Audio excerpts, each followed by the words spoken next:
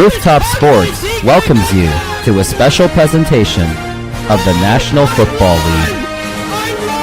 That's not what he wanted to cook. Good afternoon, everyone. This is the Rooftop Sports, and here we are to cover the game between the Seattle Seahawks and the Tampa Bay Buccaneers. And today is going to be game one of game two for my doubleheader, which I'm doing the Seahawks game today, and I'm also doing the Mariners playoffs tonight. So there we are. So hit that like button, subscribe, hit that notification bell. Let's get as many people as we can here. It's not about the money. It's about bringing people together and a place for people to just vent and say,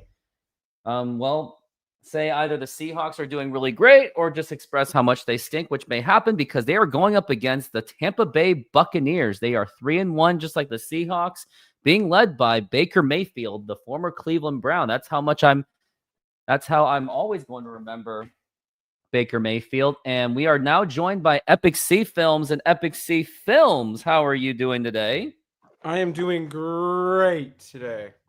And your microphone sounds fantastic, just like mine does, because I had just traded that old microphone because it just wasn't doing it for me anymore. So good thing I got insurance on that thing so I could just get store credit and spend it on however I would like to. So, and thanks for reminding me that I also have to get my Seahawks jersey on. So while I'm doing that, why don't you explain your thoughts and the keys to the game for the Seahawks and the Tampa Bay Buccaneers? So, the Seahawks today have less injuries than the Tampa Bay Buccaneers today. So that's going to be a really big opportunity for them to play really well today, because one of the big opportunities of the game is, can their defense stifle their wide receivers? Because one of their main wide receivers is out today, Mike Evans. And so our big keys of the game is, how well can our defense hold up for 4 quarters? Because that's been our big problem, is that they play great for 3, but can they play great for 4? That is the ultimate question. Yeah, that's interesting to know that he is not going to be there.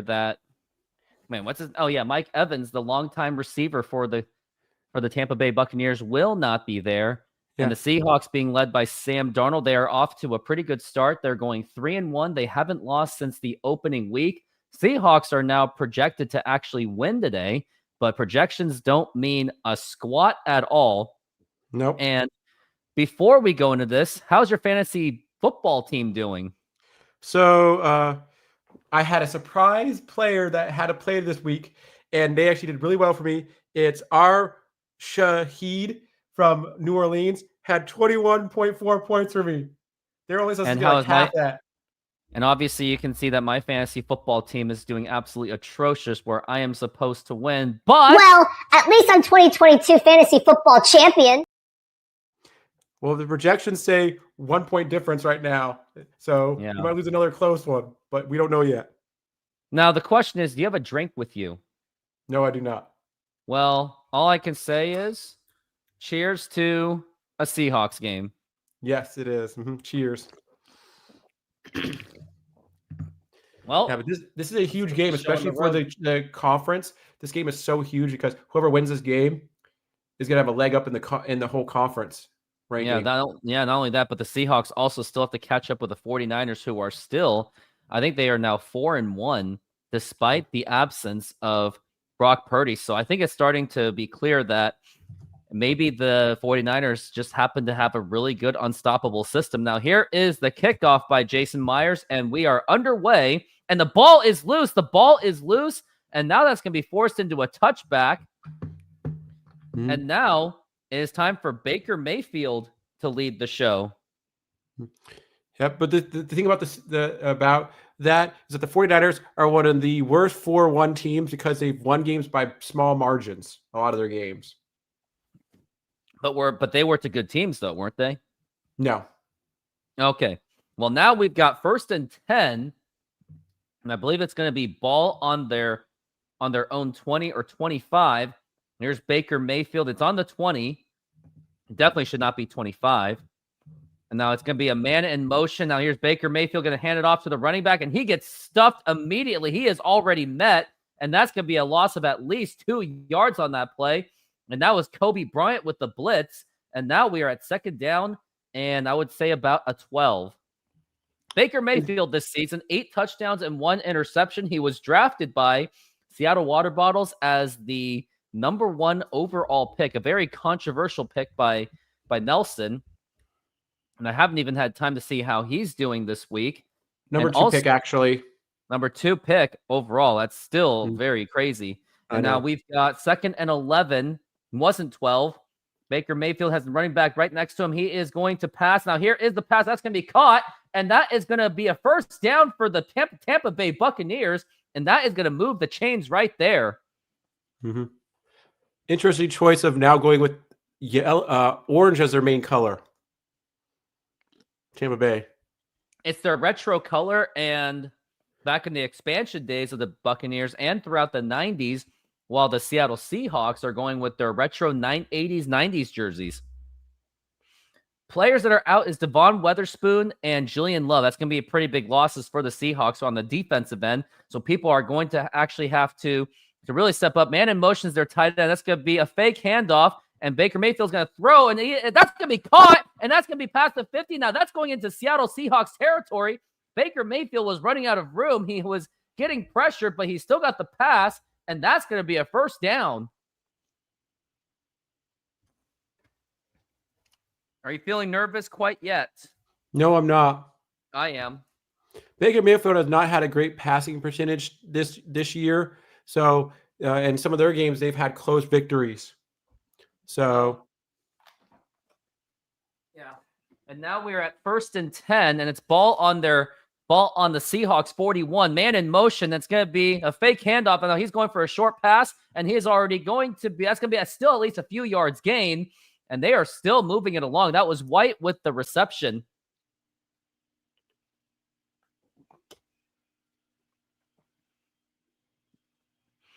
Notable injuries, we got Bucky Irving down with a foot and shoulder, and Mike Evans with a hamstring, the longtime receiver who's been a receiver for the Tampa Bay Buccaneers in the last decade. He was a former first-round pick in the 2014 NFL Draft, along with Odell Beckham Jr. Now we're at 2nd and 6, and it's going to be a handoff to the running back, and he gets it moving along, and that is just short of a first down. Houston Texans just destroyed Baltimore today. Unbelievable. Well, like did Lamar Jackson play? Lamar Jackson, I don't think he did play. Yeah, so that could be the problem. And now we're at 3rd and 1.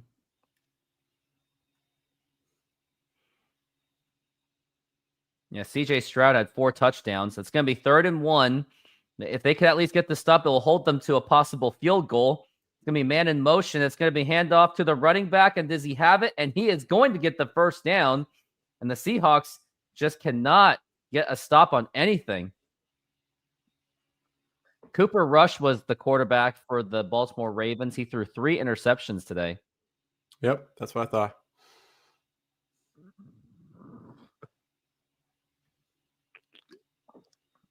And the Seahawks, without Julian Love and Devon Witherspoon, the concerns have already been showing in this first drive. So if other players aren't going to step up, that could be more than a problem. Sam Darnold is just waiting to get his opportunity. Now it's 1st and 10, and it's going to be Baker Mayfield. He is scrambling. Now here's going to be the pass. That's going to be caught. Going to be another first down, and they're just chipping first downs all along, and that is going to be, of course, a first down. That is Otten with the catch. It was a nice fake handoff. He had good protection. And that tight end has been his big target.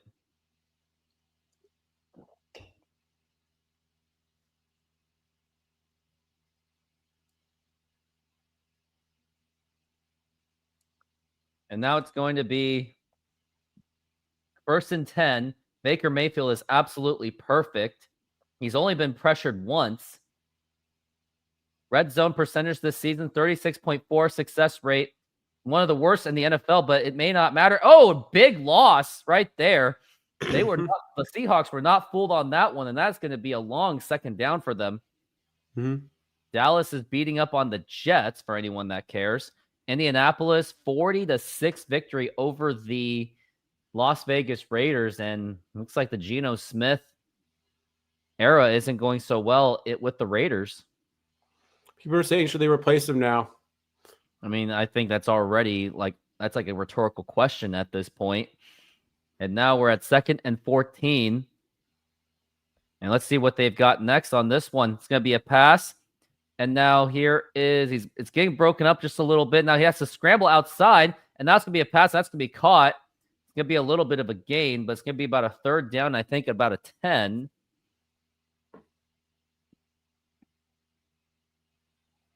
Vikings won against the Browns, big surprise, but the Vikings didn't do it in necessarily impressive fashion. And looks like nobody was really open for the Buccaneers, which is why Baker Mayfield couldn't really find anyone. Jets are now 0-4. Pretty brutal. Now we're at 3rd and 9, and this is going to be a really big critical play for the Seahawks and the Buccaneers. Seahawks have to get this stop. Now here is Baker. He's going to pass, and he has to scramble it out, and nope, he's not going to get the 1st down, and the Seahawks were able to stop him, and that means they're going to be forced to do the field goal. And looks like number 58 was shaken up just a little bit. We'll see how bad that could be. It's going to be 4th and 5. And it's going to be going for the field goal.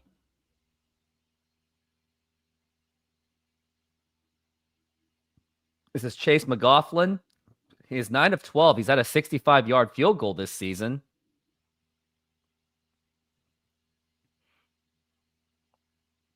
And now here it is. And now here's the kick. And that goes right through the uprights. And that is going to be good. And now we're going to go into commercial. Looks like we'll be going to commercial break. We'll do it when they do it.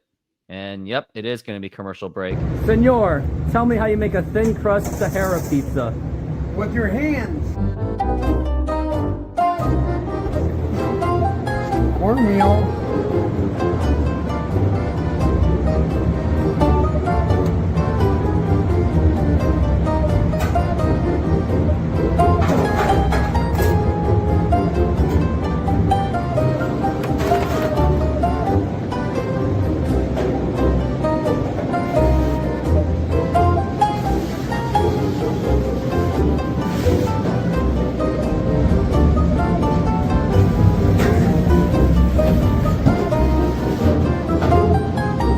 Hello, baseball fans. I'm excited to announce that we are still offering 50% off pizza and 25% off bowling Monday and Tuesdays.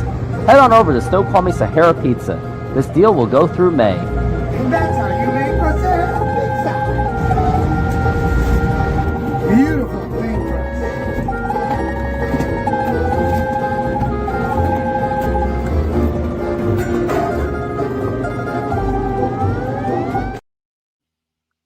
And that's where we are exactly going to be tomorrow. Sahara Pizza. And don't get mixed with the baseball message. You can still get your 50% off of your pizza and 25% off your bowling Monday and Tuesday.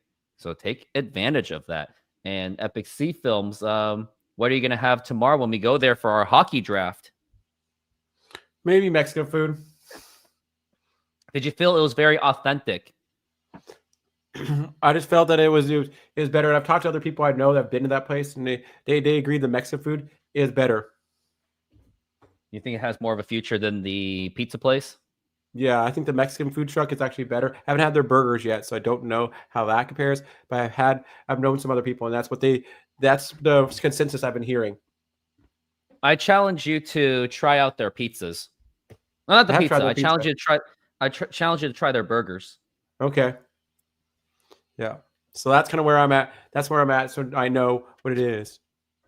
They sell themselves as a pizza place, but their other food. Sometimes the thing about it is people sell themselves as one food thing, and it might be their other food might be better than their actual main thing they try to sell themselves on. That's true. So they might need to reverse their marketing. Yeah, maybe make the Mexican place. But the Sahara's, it does have the name. Yeah, but it's not even that famous, Sahara. I guess so. And now we're going to get ready for the kickoff as the Buccaneers now have a 3-0 lead. And now here's the kick, and that's going to go into the 20, and that's going to go into the 30. That was Young with the kick return. And now it's going to be up to Sam Darnold to run this offense, as Sam Darnold has been off to a pretty solid start, as much as I'm not a big Sam Darnold fan. But, I mean, he's off to a 3-1 start, and Geno Smith is pretty much off to like a... And now we're at first on the past. First and 10. Ball on their own 29. He's got a man in motion that is Horton. And I think that's going to be a jump, and that should be a free play. And now here is the pass. That's going to be caught by Horton, and that's going to be a first down, unless that flag may bring him back. It could be a false start, or was it a jump? Let's see what it was.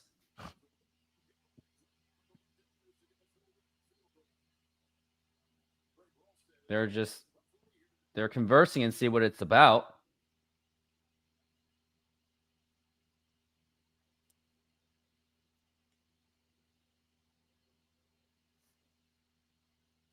Conversation's still going on. I know, they can't decide. 2 fouls.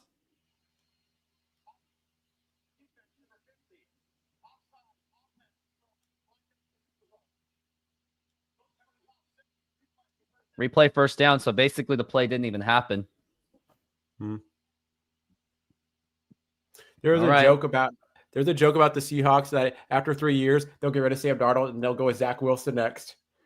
Failed Jets quarterback. No, thank you. Well, no thanks. Hey, maybe he'll have a resurrection like all the other Jets quarterbacks. No, thank you. I'm just saying. We're at first and 10. Ball on the 29 once again. Now here's Sam Darnold, going to be a fake handoff. He's going to pass. Now here is the big pass, and that is going to be caught. Is that caught? Is that within? And that is Jake Bobo. It's Cooper Kupp with the reception, and that is going to be a first down. Great catch by Cooper Kupp. That is exactly what he is here for the Seahawks. I need Cooper Kupp to have a big game today. Yeah, as long as you land on your butt, I guess your butt is as good as your 2 feet. Well, that's the knee. The knee was already down. Now it's going to be first and 10. It's going to be a handoff to Kenneth Walker. He has some running lanes, and he's going to get there, and he's going to get a first down. Yep. Woohoo.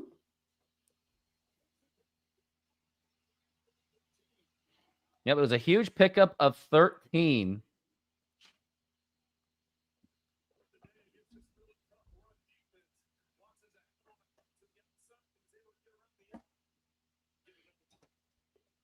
And now we've got first and 10, ball on their 33.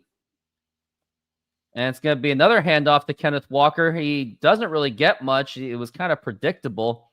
That's going to be about a second down and maybe a short gain. And also for halftime show, I will be showing my Retro Bowl. And here was the game break of Kyler Murray. He's going for a really big pass, and that is going to be caught by the Cardinals to make it a touchdown. Cardinals take the lead 7-0.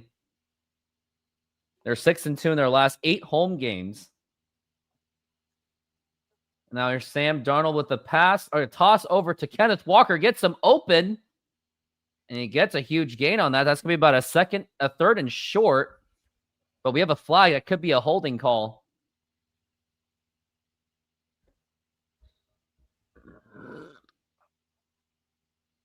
Holding offense. You can just tell that it was holding offense. That was Gray Zabel being flagged for the holding call. Yeah, he rarely gets called for anything. Now it's going to be 3rd and 18.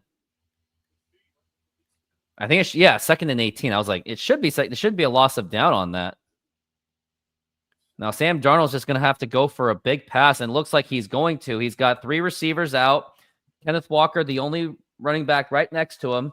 Now it's actually going to be a handoff to Kenneth Walker on a 2nd and 18, and he doesn't lose yards, but that was a terrible play call. It was like they were just trying to like fake them out, but there was already people spying on him. Now it's 3rd and 17. That was just as bad as having a flag being a loss of down, as if it was. The Seahawks running games. I mean, the Seahawks have one of the worst running games in the NFL, and the Buccaneers have one of the best running defenses. So it's like, what are you trying to do there? Go for a pass. Now here's Sam Darnold looking to pass. Going to be a short one. That's going to be caught, and that's probably just going to be enough to make it a field goal. That was Jackson Smith and Jigba with the reception.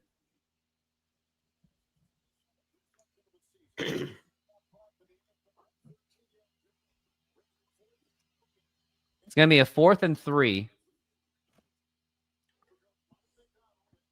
Do you go for it here or do you kick it? Oh, they're kicking No, you it. just kick it. Just take the 3 points. Buccaneers have the 4th best defense in the NFL. That's why this is going to be a tough game. It's going to be Jason Myers going to be going for that field goal. And it's 4th and 3, 44-yard attempt. And now here is the kick. It's up, and it looks like it is no good. No good. And now that's going to be still 3-0. That's why I said go for it. Didn't I just say go for it? You still got to make your field goals. I still was okay with taking the 3 points. That's where it's like, Jason Myers, you got to go. You got to get that field goal. It was not a good drive by the Seahawks. It was negated by flags and also a lot of penalties, and just bad play calling, like giving it, like, why would you be and you are going up against a really good defensive unit? Makes no sense to me. Yeah, but the thing about it is this year, a lot of our problems is, I think towards, like I said, the end of the game is our defense, and our other problems is I don't think our offense has really been our problem. We've had a couple of stumbles with our kicker this year, which has been interesting, but it hasn't been like the quarterback play. It hasn't really been our offensive line. A lot of stuff has been pretty solid on that end. It's just like you see like some of our players, it's like our defense gets tired or something like that at the end of the games, or they didn't follow through with plays and stuff. So that's where it's going to be interesting to see how they can hold up for 4 quarters, because I think the offense has been pretty strong this game, and they were in contention. They did what they needed to do to get in field goal range. They did exactly what they needed to do. That was on the kicker. It was on the kicker. I mean, we can agree with that it was on the kicker for not being able to kick through that field goal. Yeah. And those points add up. Yeah. Those but at the end of the points. day, you should still make that up. It's not like it's still so early in the game. The other thing, too, is the Buccaneers are one of the best running defenses in the league, and they're also a top 10 passing defense in the league. But in terms of rushing, the Buccaneers are the 4th best. So I would rather just go for the pass. I would just rather go for passes than going for running game on Kenneth Walker. I mean, looking at Kenneth Walker's stats, I'm looking at it right now. Kenneth Walker has 3 attempts for just 18 yards, 6 yards per carry, but it's got to be better than that. But I wouldn't have done it. I just wouldn't have. And now where the Seahawks are actually top 10 on defense against the run.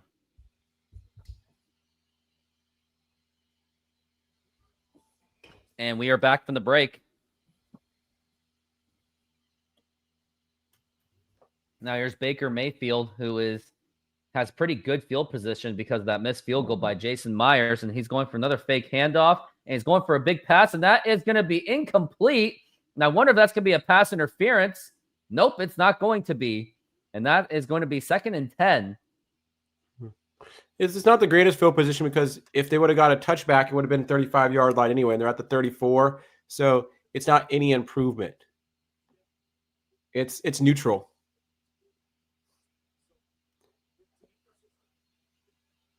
And now it's going to be 2nd and 10. Ball on their own 34. Man in motion. Excuse me. And now it's going to be handoff to the running back, and he's actually muscling it out. And that's going to go to the 40. And remember, tonight I will be going to be doing the Mariners game tonight. As we're at 3rd and 4, this is a big opportunity for the Seahawks to stall this drive to make up for the field goal, so the Seahawks can get the ball back and try to get some makeups for those points that were lost. We're at 3rd and 4. Here's Baker Mayfield. He's getting pressured, but he now has an open running lane, and now he's going to get the first down. He slides in, and now that's going into Seahawks territory. Tampa Bay is just slowly just grinding on the Seahawks defense.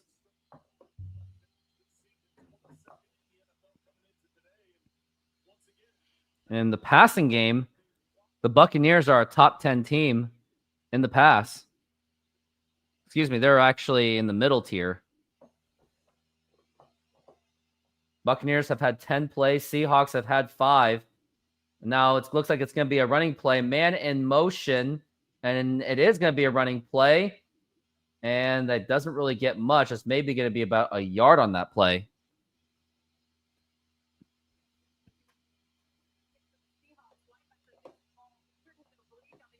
Derek Hall injured his oblique. He will not be returning to this game. And now it's going to be 2nd and 9. Now their defense is already going to be just spread out thin, unfortunately. 2nd and 9. Ball on the 49. Oh, looks like he almost jumped on that one. That was 94. And now here's a big pass by Baker Mayfield, and that looks like that could be a first down or maybe a 3rd and inches. That is going to be a first down.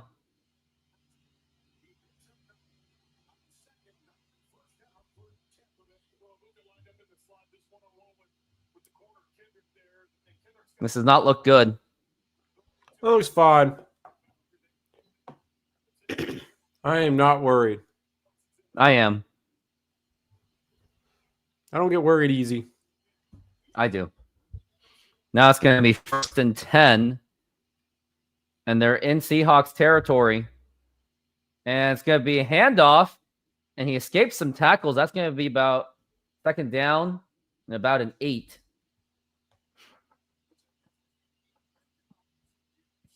And it's going to be 2nd and 7, excuse me.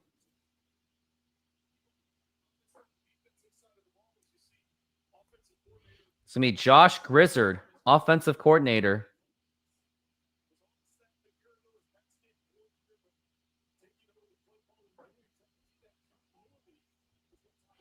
Now it's 2nd and 7.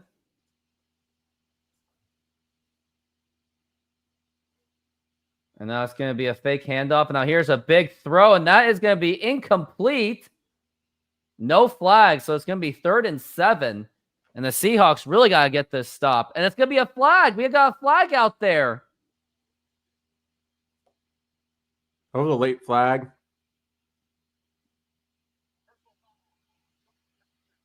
It was a roughing the passer.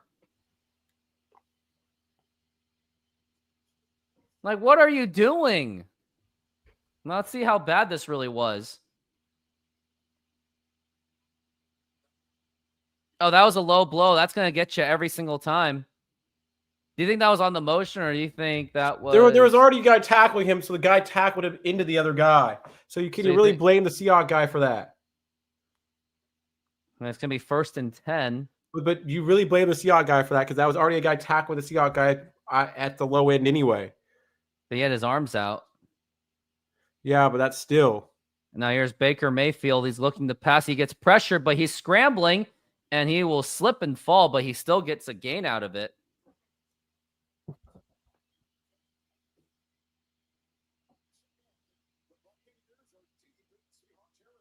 Yep, Seahawks are in trouble. Buccaneers are deep into that territory. They're not in trouble at all. Seahawks They are are fine. in big trouble. Seahawks are doing fine. Now we're at 2nd and 7.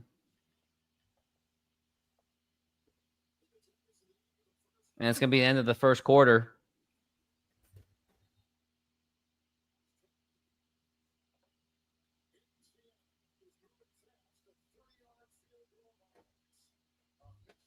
Wonder who raised the 12th man flag, or the 12th flag.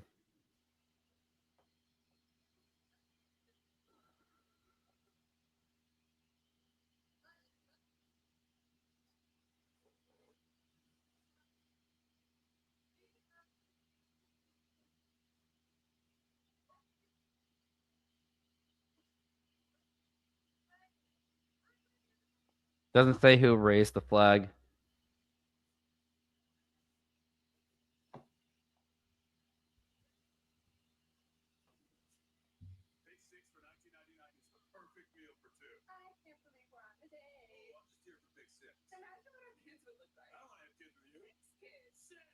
Doesn't say who did.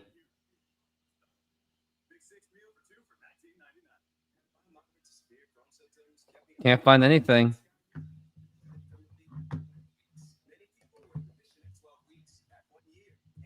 Doesn't say who it was.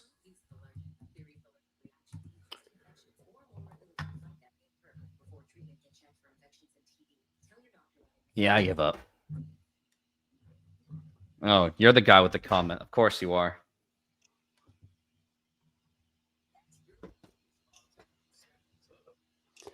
Matt Sanchez was arrested today? Mark Sanchez was stabbed. It says Mark Sanchez arrested after being stabbed. How would he be arrested for being stabbed? Mark Sanchez stabbed. Mm-hmm. I guess he was charged, so I guess he is the one who did it. So did he start it and then someone stabbed him? I don't know. Hmm.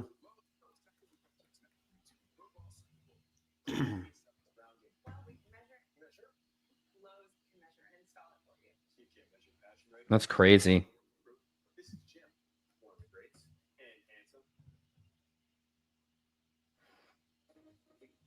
I wonder when was the last time Mark Sanchez was part of this team, part of the NFL. 2018, he played for Washington. Yep. Mm-hmm. So it wasn't too long ago. Also with the Eagles, too. Yeah, he's 38 years old. Yep. So he's not even that old. How about those Mariners? Oh, Fredster, don't even get me started with that. We've got 2nd and 6. And it's going to be on the 21. It looks like that was a little bit of a jump there. And it's going to be 2nd. And he's still up there. And that's going to be 2nd, a 3rd, and about a 4, or maybe a 2. Laporta just scored a 10-yard touchdown. I wonder who's on that guy's fantasy team.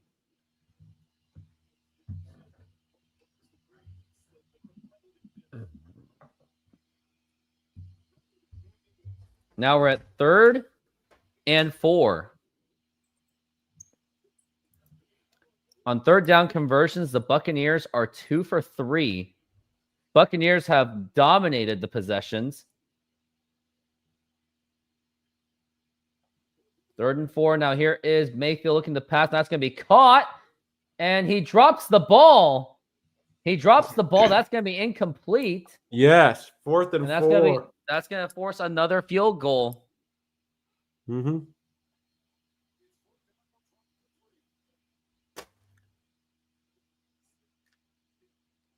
Good following through, number 39. Yep, 39, Okada. Mm-hmm. Tackle him just before he went out of bounds. Chase McLaughlin is now going to be the field goal kicker.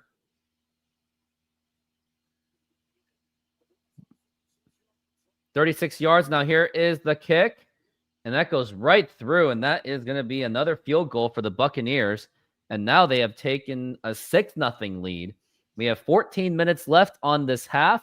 And at the halftime show, guess what I'm doing? Retro Bowl. Yep, I have the Seahawks. I have my little Seahawks team on there too. Mm-hmm. The thing is, I just my team is 4-0. Yep. I'm trying to see if there's any available free agents.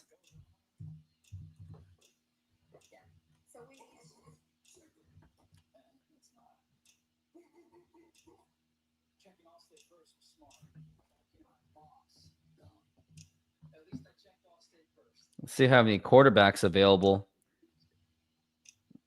No, I'm just gonna go through pain. Any big upsets today? Well, Ravens lost, but that's not really a big.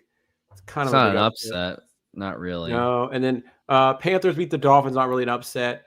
The Saints actually won a game. That's kind of an upset. The Saints beat the Giants, but the Giants have only had one win anyway. So the Saints actually won a game today. That's by my.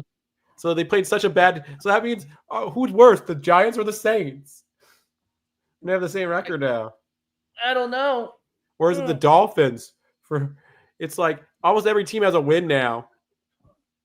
I think the worst team in the league is actually the Jets. I think I'm gonna start standing up. I don't want to hurt my back any further. The Jets are kind of like the Jets are the worst team in the league. Yeah, they are deservedly so. They're just terrible at managing their teams. But the problem is it really like Justin Fields' fault? Because I think he's been playing pretty good, but it's just I think he always ends up on really bad teams or bad ownerships, and that really He was on the doesn't hurt him. He was on the Steelers last year. And he played, and the team was actually winning games because he was on a competent team. It's like people move to the Steelers and then they get a better record. The same thing happened with look at Aaron Rodgers. He moved to the Steelers and all of a sudden he's winning games. He couldn't win games as basically a Jets player. Jets and Tennessee right now are the only two teams that haven't won a game yet. And Tennessee's on right now playing Arizona. So Charles H. Milton has just passed away. Rest in peace. Long-time employee of the NFL on CBS. Okay. He was an Emmy Award winner. So 90 years old. 90 years 35. old indeed. Mm-hmm. 35. And that's going to be a kickoff, and that's going to go into the 30-25. And that was Young with the return. Yeah, about 26. Even though they flubbed it, they still got 26 yards. So that's not bad to the 26-yard line.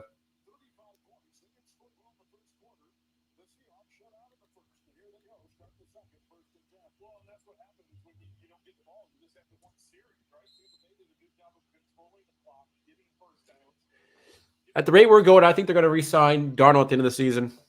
They're going to extend his contract, is what I mean. No, it's only been a few games, though. It's going to be 1st and 10. And here's Darnold going for a pass, and that's going to be caught by Jackson Smith and Jigba, and that is going to be a first down. The season's already a fourth over. And he's been playing this good a fourth the way through the season.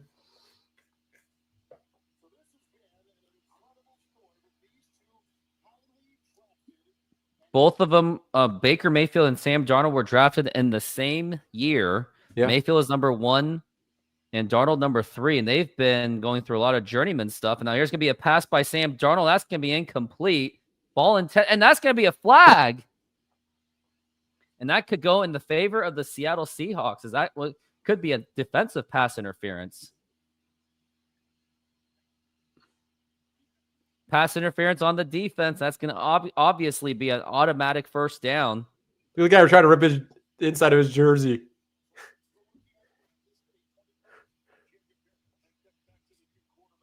He was holding him right there. Yeah, he was holding. Yeah, he's already tackling before even a ball got there. Now it's going to be 1st and 10.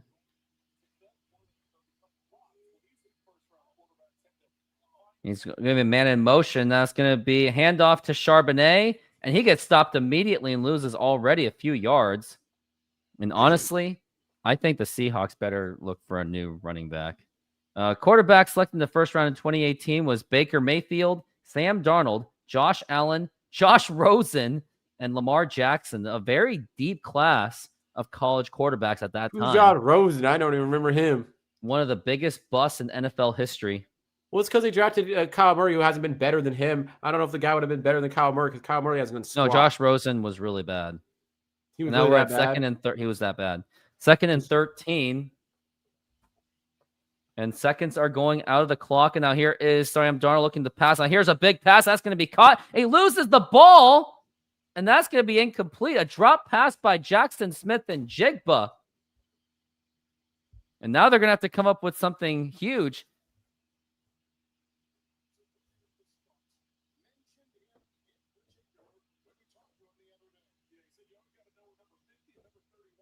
That was on Jackson Smith and Jigba. That was not on Sam Darnold. No, I agree. He needs to hold on to that ball. Mm-hmm. He's got the talent, but he definitely has no soft hands. He has stone hands as we're at 3rd and 13. Now here's going to be a pass. It's going to be a shovel pass. And what are you doing? Here's Kenneth Walker, and that might be a first down. And that is actually going to be the first down. Woo! That was awesome. They really needed that. It's going to be 1st and 10. And the flag is thrown. A flag is out there. What kind of late flag is this? What's with all these late flags going on?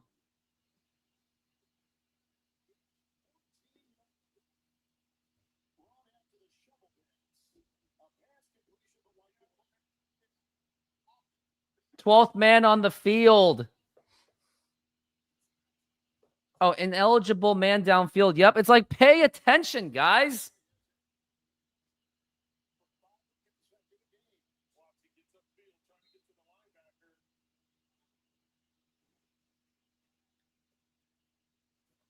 And now we're at 3rd and 17. But we still got it here. No, we don't. Now they have to go for a really big pass. They cannot just run the ball on this. Just go for a big pass at this point. Now here's Sam Darnold looking to pass. And he's got some time. He's throwing, but he's not going into first down. They're not even trying to. Like, I would have just thrown downfield, but that's not even going to get you field goal range. 4th and 5. What do you do here? It makes you wonder, like, no, but Sam Darnold's going off the field. They're going to have to punt the ball. Well, that at least caught me up with Charbonnet. Charbonnet got some points there for me. I am vicariously experiencing this game from you guys. I really do appreciate that. Like, are you just not paying for any kind of cable, or you're not listening to the game on radio? I guess not. I'm flattered. And Michael Dixon's going to punt. And it's going to go into the 10th, fair catch. That's going to be deep into their own territory. So opportunities for the Seahawks on this drive. Yeah. To put them in a bad field position, which they're already in bad field position. And maybe they will get the ball back quickly, which they're going to have to. Yeah. Well, the other good thing right now is that we've kept them to 2 field goals. So it's only been a 1-score game still. So it's not like our defense has been playing horrible. We're going to have to see. What we got here. Went to a bar that does not have Sunday ticket. So he's just watching me. Also, go on my YouTube one to support me as well. Prefer that one over the Twitch that I'm using.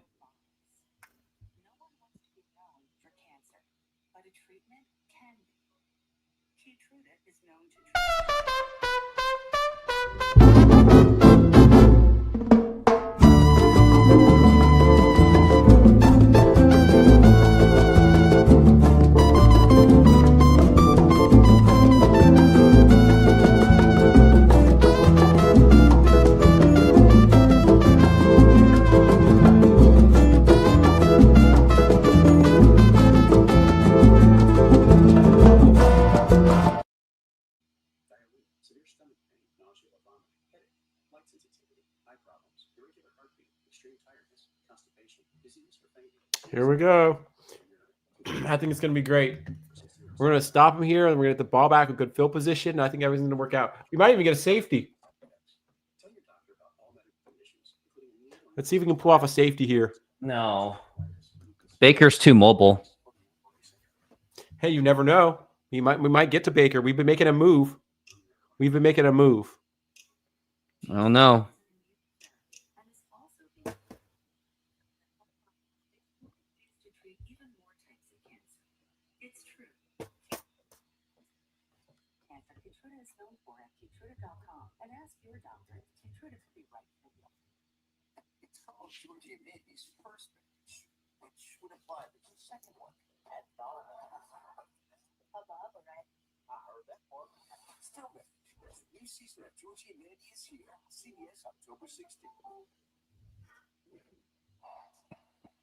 And we are back from the break. Yep, here we go. Let's see what we can do.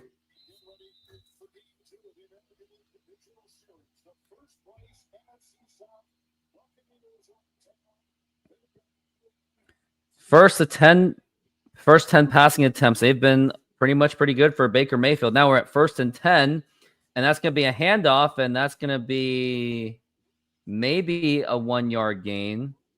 Could be a no gain. But it's not bringing them back, and that was a 1-yard gain. Arizona is beating up on Tennessee. Well, Tennessee's not good. They haven't won a game yet, so they're bad.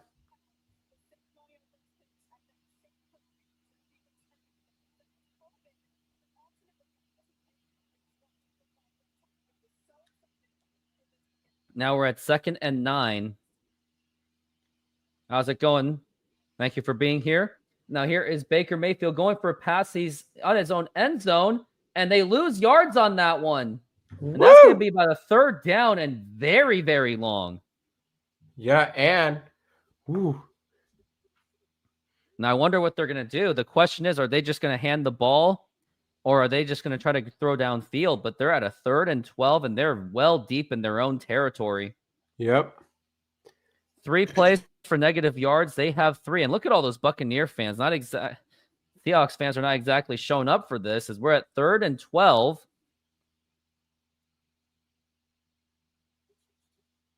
We're at 3rd and 12, and that's going to be a quick pass. He has some blockage, and nope, nothing going to be done.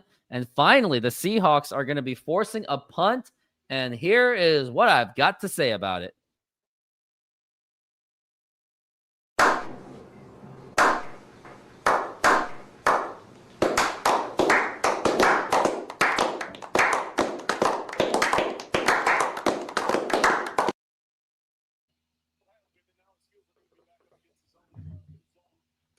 And there we go. It's going to be Dixon going for the punt. It's going to be his first punt today, obviously.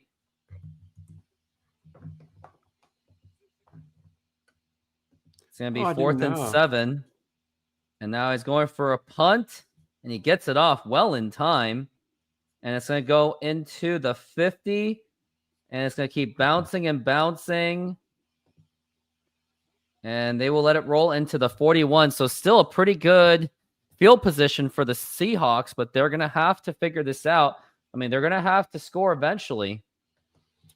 Emeka Egbuka. He was a 1st-round pick, number 19 overall, back in 2025. So 2025, he was just drafted. He actually is from Tacoma. He was born in Tacoma, Washington. That's why they were showing that thing about him in the Mariners at 9 years old, because he's actually from this area. He's a lifelong Seattle fan. Yeah. Went to Ohio State from 2021 to 24, and now he's a 1st-round pick for the Tampa Bay Buccaneers, and he's been off to a pretty good start for his NFL career. I need to add him to my website, my Tacoma section for sports. I have a sports thing I do for all the major cities in the Northwest, and I have pages for all the athletes that are born here. I keep track of them all in my database.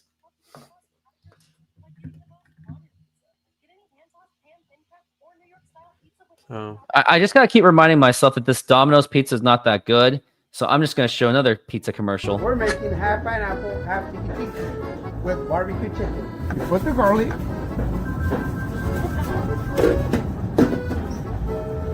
Put the pineapple on the whole pizza. Remember, they want half pineapple, and the one is going to be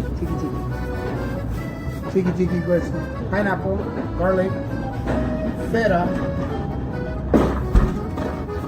cheese, artichoke hearts,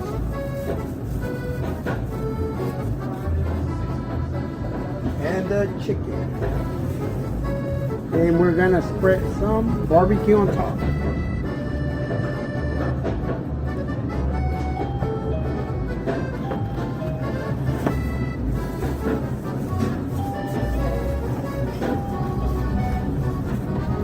And it's ready. Put it on, man. Let it run. Hello, baseball fans. I'm excited to announce that we are still offering 50% off pizza and 25% off bowling Monday and Tuesdays. Head on over to Snoqualmie Sahara Pizza. This deal will go through May. So Domino's Pizza or Sahara Pizza? Just if I only had to choose those two places, they're about the same to me. And now we've got Seahawks in their own territory at the 41. And it's going to be a man in motion. It's going to be a pass over to Jackson Smith and Jigba. Only gets about a 3-yard gain. But still a 3-yard gain. Still moving forward. Oh, that was 4-yard gain. Okay, yeah, 2nd and 6. Do you like these uniforms? The retro ones? Yes. They're pretty. And now we're at 2nd and 6. And that's going to be a handoff or a toss to Kenneth Walker, and he gets some gainage on that. But now we're talking 3rd down, and they're not moving the chains, so they better move it fast, or else they're just going to keep giving the ball back to Tampa Bay.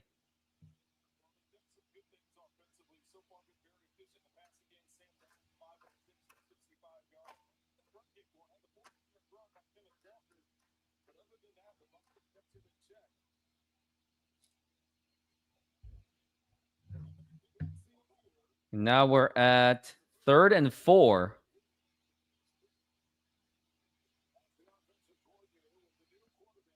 Man in motion. Now here's Sam Darnold with the pass, and that's going to be a 1st down. Why did I say Baker? And that's going to be Cooper Kupp making the catch, so he gets a 1st down. 2 of the receptions that have gone to Cooper Kupp have been 1st downs. What I like is their offensive coordinator now for the Seahawks. He's actually on the field, like on the sidelines, because the other offensive coordinator we had last year, Ryan Grubb, he set up in the booth. Do you think booth is better, or do you think sidelines is better? I think sidelines is better because you can be more interactive with your players and be more face to face. Now we're at 1st and 10. And that's going to be Sam Darnold going for a pass. He's in scrambling. Now it's going to be a pass. That's going to be caught. Another 1st one. down. That's going to be a 1st down. That is A.J. Barner with the catch. Sweet. Yeah. I like it better for them to be on the sideline versus the booth, but either way could work. It's just I feel like you're more engaged. Booth, you can see it. Booth, you can see everything. Yeah.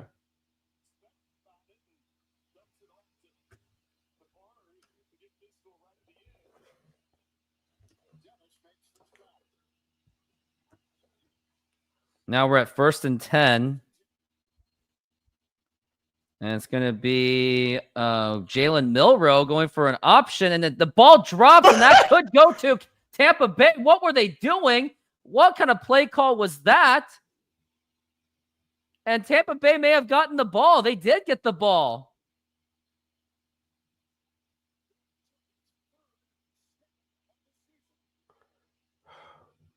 That's why I'm not ready to put Jalen Milrose in.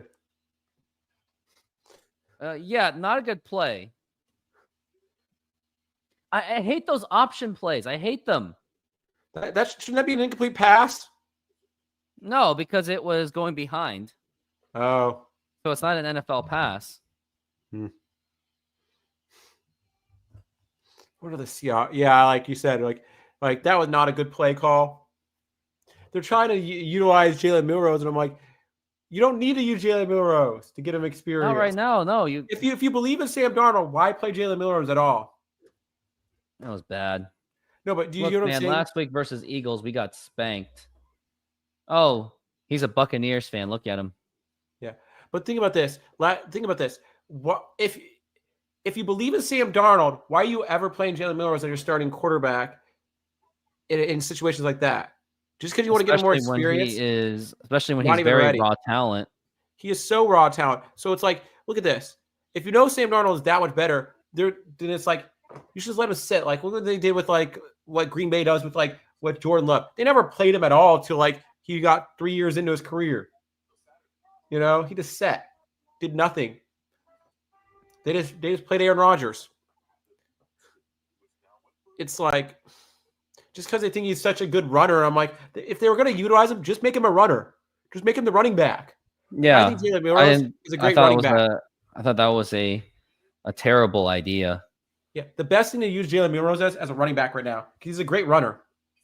Just hand It's the ball true. to him. Just pass the ball to him and have him run. That's the only thing I would ever make him do. I would not make him actually be a passer. And I'm like, yeah. Like right now, I still think Drew Lock is the number two quarterback before Jalen Milroe. I'd play Drew Lock over Jalen Milroe if we had to play our backup. I don't like any of them. But who would you play more? I'd rather play Drew Lock. And Drew Lock's not the best, but I'd rather play him. He's not a bad backup. He's not a horrible backup. He's not an amazing backup. He's mediocre. He's good enough that you could potentially win with him. He gives you hope. Unlike some backup. Looking at quarterbacks for next year, Dante Moore is the consensus #1 pick out of Oregon. What did you hear about Arch Manning? How bad Arch Manning has been playing? You really just have to really throw that out on me, didn't you? Like you Dubs quarterback. There's a whole bunch of quarterbacks that are like way better, that are juniors or seniors that are way better options than Arch Manning right now. Like I don't even know if Arch Manning should even be a first round draft pick anymore. He's like basically pushed himself to almost like third round. Now we're at 1st and 10. Ball man in motion. And it's going to be Baker Mayfield. He's got all day to pass. He's going for a big pass. That's going to be caught. And he gets tackled. But that's going to be a first down for Tampa Bay. That is the rookie, Egbuka. Yep. The Tacoma native.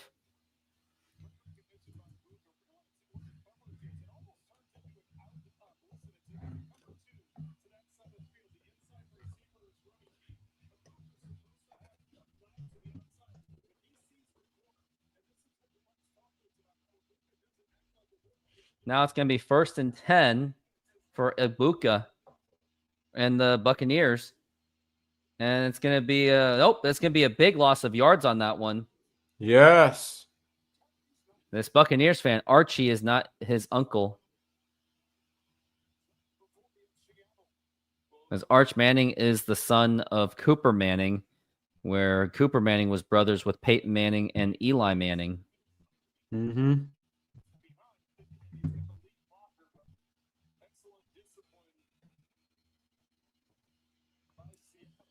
I hate those option plays. They just never work. Now it's going to be 2nd and 15.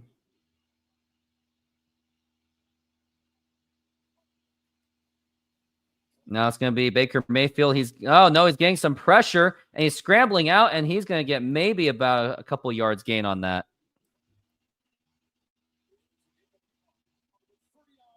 Down to the 39-yard line, so it would be nice if the Seahawks can really push them back so that the Buccaneers cannot go for another field goal, as we're at 3rd and 14. I think they might be in field goal range.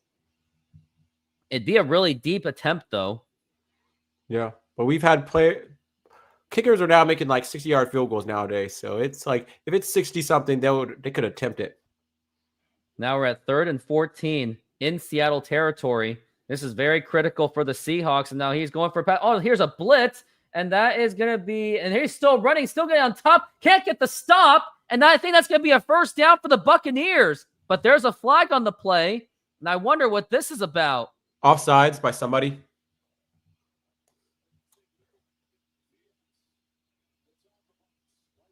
On the Buccaneers. Yeah. Because that guy was running too cleanly like that.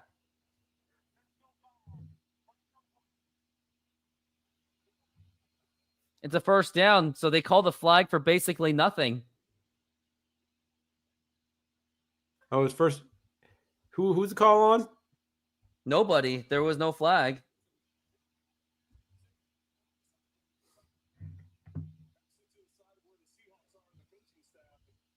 And that was on a 3rd down and 13, and they still were able to figure that out. Mm-hmm. Now we're at 1st and 10. I think the other problem with the Seahawks is they're too much utilizing on the running game, way too much. And we're at 1st and 10.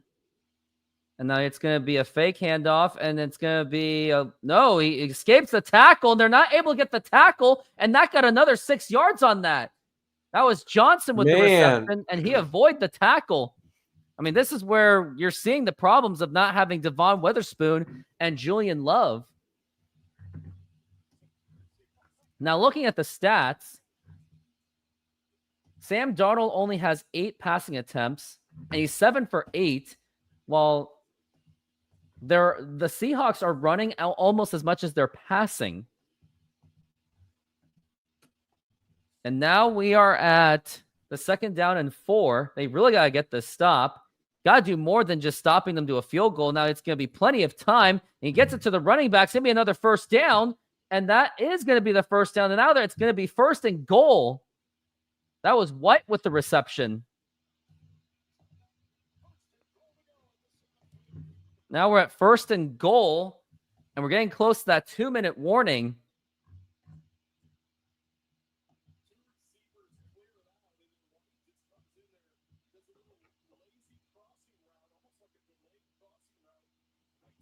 Now it's going to be 1st and goal, and camera's pointing towards Jalen Milroe. Now we're at 1st and goal. It's going to be a man in motion, and it's going to be a handoff, a toss, and that's going to be a touchdown. He got in there really easily. And now the Buccaneers are breaking this one open to make it 12-0, pending PAT. That's going to be 13-0. Matthew Jr., how's it going? Good to see you. Yeah, the Seahawks are coming up with absolutely nothing. I mean, can we agree that the Seahawks really just got to start utilizing Sam Darnold more on the pass? Because Buccaneers do slightly worse when it is against the pass.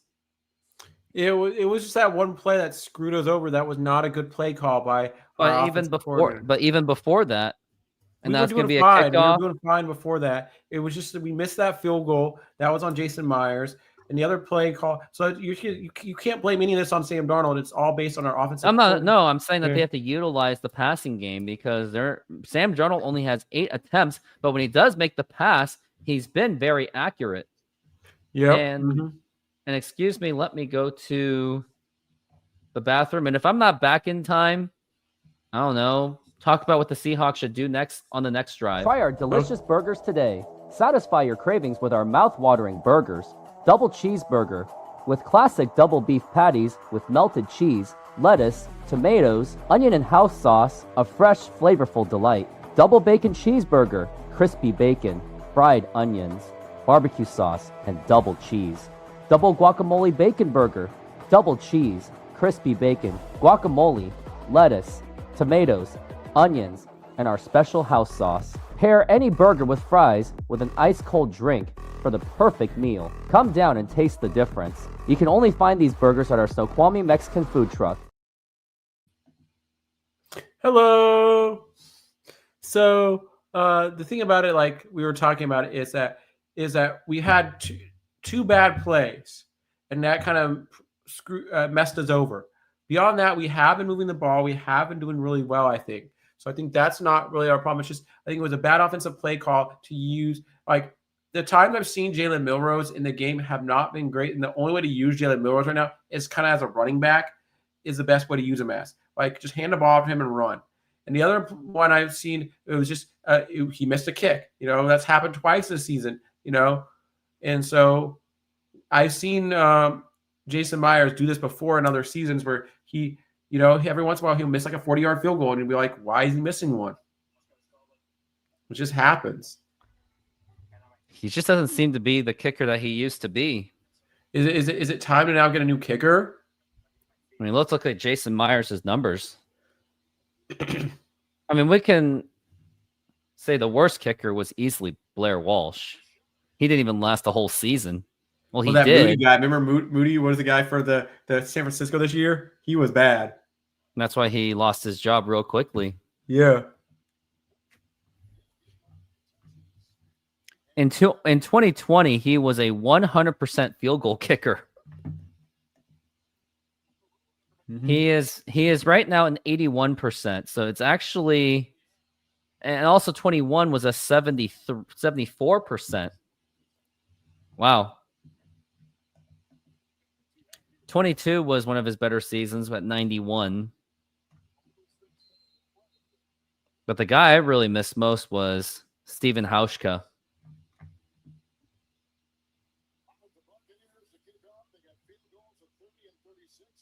And now it's going to be over to the Seahawks. Kick return. Going to go into the 20. And he gets past it going into the 30. And he's going into the 40. And he goes close to the 50. And what a return by Young. And now it's going to be back into Seahawks. They have got good field position. Sweet. Well, their whole goal was with the new kickoff where they're trying to get more running attempts to people run the ball back. Because beforehand, they weren't getting people to run the ball back. And now it's becoming more likely that you see people running. And as long as you get to at least the 30, you're not really losing much yards because 35 is where you get the ball back automatically. Now it's going to be 1st and 10. Let's see what they can do. And let's try to actually pass the ball more. We're at 1st and 10. Ball on the 40-something. Now here is Sam Darnold. Already pressure going for the pass. That's going to be incomplete. Ball intended was for Charbonnet, but he got it off just in time and also avoided the intentional grounding. Yeah. Pass to Cooper Kupp. We did a big pass to Cooper Kupp. He's been doing great today. Yeah, why aren't they using him enough? I know they have not been using Cooper Kupp a lot this season. Looks like my matchup is projected to be a close matchup, but I would not hold my breath too much. Yeah.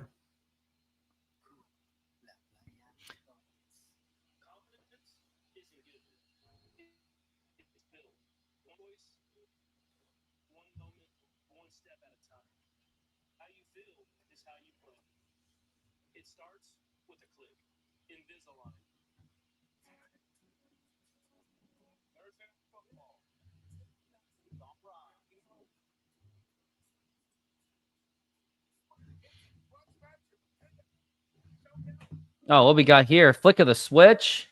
What a great, shaping up to be a great weekend for Seattle sports. What an effing joke. Toronto kicking New York's butts. Christian saying these unis are fire. Kevin Kirby says games like this make me miss Ryan Grubbs. Did you miss Ryan Grubbs? I didn't. Well, it's just a different style of play and stuff like that. And we don't know how Ryan Grubb would have done with Sam Darnold. Because, because it's hard to compare these two teams because the quarterbacks and the wide receiver cores are so different. Well, so I didn't like Ryan Grubb because I don't like Huskies. But with Ryan Grubb, would Ryan Grubb done better if he had the receiving core he had now?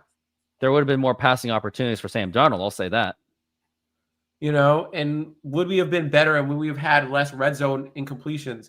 Because part of the reason why Ryan Grubb got fired was because of how many interceptions the other guy had, Gino had. So Gino kind of caused him to lose his job.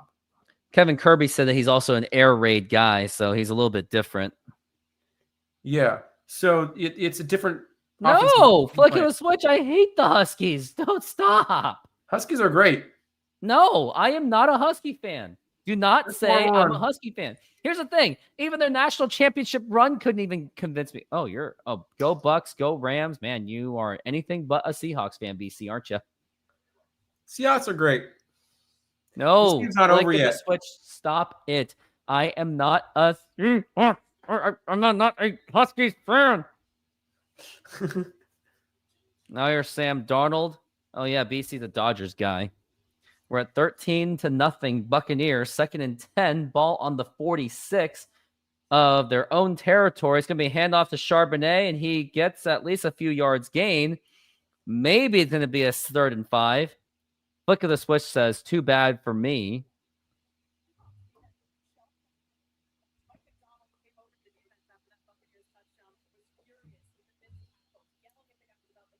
Wow.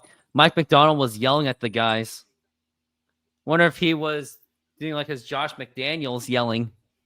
Remember Josh McDaniels? No. Oh, okay, never mind. It's going to be 3rd and 6, so they really got to get this or they're going to have to punt the ball again. And now here's Sam Darnold already getting pressure. Here's a throw, and that's going to be caught by Cooper Kupp, and that might actually be a first down. Yes! Cooper Kupp, Cooper Kupp, Cooper He is Kupp. 3 for 3 when the ball is going to him. Maybe use him more, and the clock is winding down. You're going to have to probably get this downfield. And now here's Sam Darnold going to pass. Now here's a pass that's going to be caught by Horton, and he gets down. That's going to be a first down again, and they're going to have to do their hurry-up offense. Nope, they're going to call a timeout. If they score a touchdown here, this would be huge. Cupper Coop. That's cute. Yeah. I like Cooper Kupp. I like his game plan play. I just don't think the Seahawks are utilizing him enough. You know, they spend this money on him. They need to get him more involved in the offense. Because he's not really a decoy.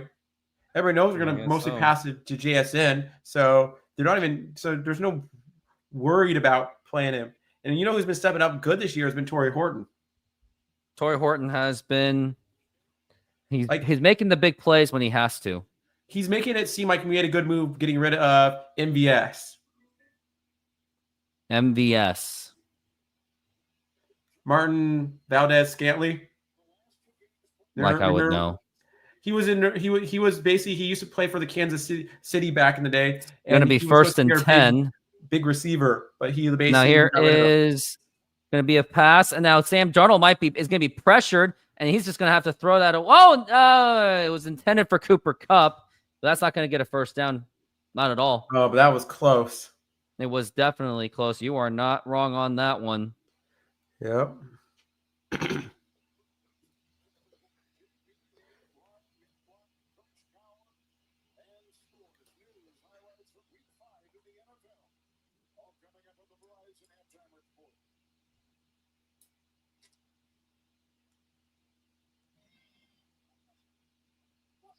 Now we're at 2nd and 10.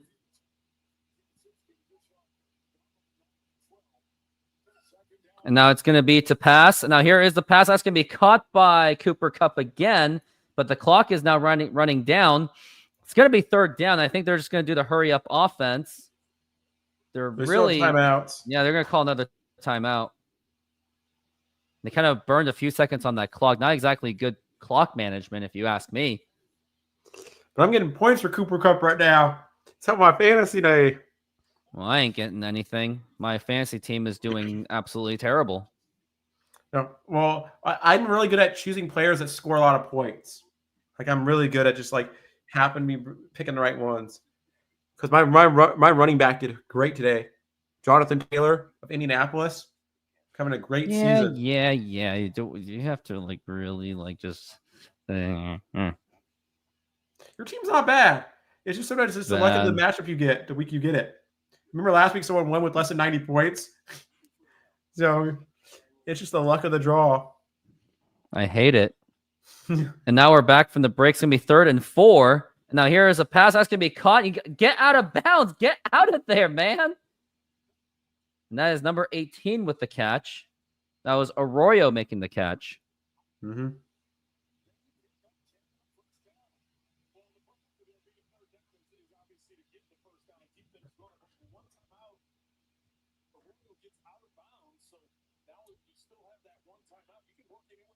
Reception-wise, Horton only has 6 receptions for 74 yards as of this start of the game, though. As we're at 1st and 10.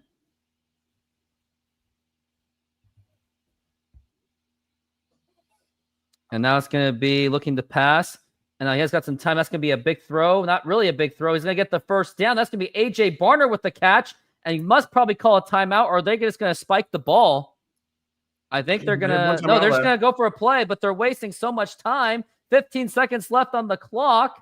And now here's Sam Darnold going for a pass. Now here is the pass, and that's going to be incomplete, but that does stop the clock. I would say you have one more time. You go for another play, and then if it doesn't work out, then hit that field goal. That was Horton. Ball intended was for Horton, but he just couldn't get there.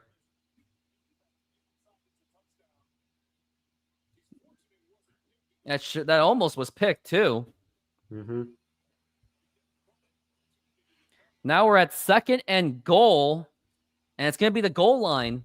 Seahawks do receive the ball at the second half. They got to go for this touchdown. It would actually be huge, and they'll have more than a better chance. And it's going to be a timeout called by the Seahawks because the time was running out. And now if you get sacked, you're not going to have enough time to spike the ball. Unless you just do intentional grounding. But then if you do intentional grounding, that might actually be a 10-second runoff. Went to B-Dubs to watch the game. Where's B-Dubs? Are you in Florida? Are you Tampa? Are you a Seattle guy? Buffalo Wild Wings. B-Dubs. Thank you for your service until I found the place. Well, I appreciate being part of it. Yep. Now we're at 2nd and goal. Oh, actually, Tampa actually called the timeout. Okay, so that's good. Yep, and Flick of the Switch said exactly what I said. It's going to be 2nd down, 9 seconds left on the clock. Man in motion is in Jigba going to the right. And now here's Sam Darnold. He's going to pass. And now here is the pass. That's going to be caught for the touchdown. That is Jackson Smith and Jigba. Seahawks get on the board to make it 13-6. Pending the PAT, it will be 13-7. Nice quick pass by Sam Darnold as the Seahawks do get on the board. Woo! King Basket or King Bastet, do it on my YouTube channel as well. Here, I'll give you the link for my YouTube channel so you can subscribe to my channel. And along with somebody else, here it is. Oh, do we have a penalty? Nope, no penalty. Flick of the switch. Shut up.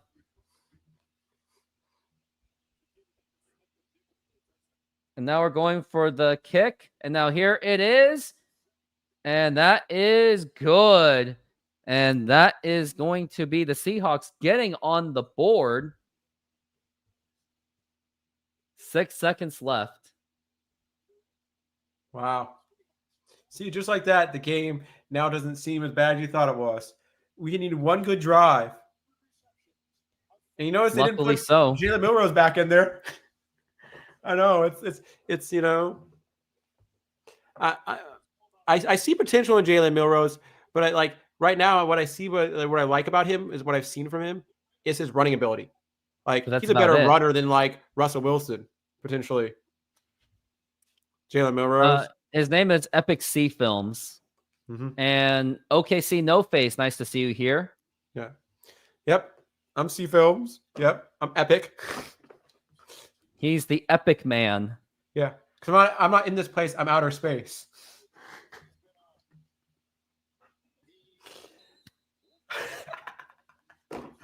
Your reaction.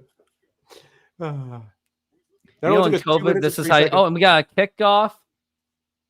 And that is he's gonna try to run it out to try to take his chances. And he gets down, and that will be the end of the half as the Buccaneers do have a 13-7 lead, but fortunately the Seahawks were able to get on the board right before the ending of the first half. Mm-hmm. And before we get to the halftime show, we're going to go over the Retro Bowl. Yep, Senor, tell me how you make a thin crust Sahara pizza. After these messages. Senor, tell me how you make a thin crust Sahara pizza. With your hands. Cornmeal.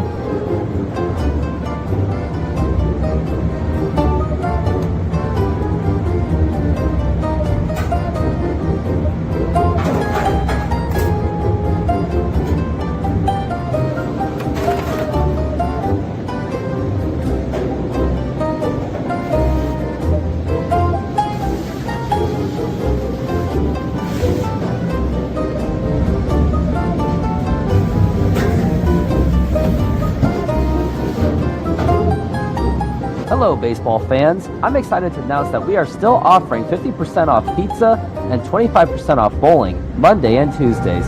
Head on over to Snoqualmie Sahara Pizza. This deal will go through May. And that's how you make a Sahara pizza. Beautiful finger.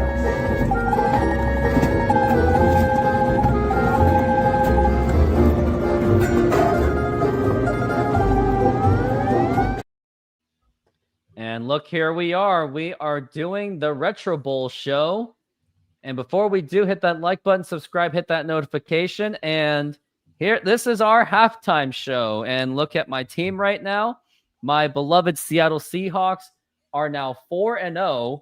They're up ahead on the Los Angeles Rams, San Francisco 49ers, and the Arizona Cardinals. My game is basically based on my running game. I have a 39-year-old starting quarterback in Jalen McKee, and my newly drafted running back in Carlos Spence, who has, in 4 games, he has a 583 yards. He has a 5-star running back potential. And let's see how he can do for this game.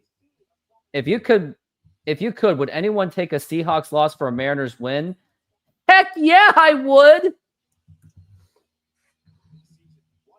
Trace Malone didn't turn up for a meeting with the Seahawks coaching staff today.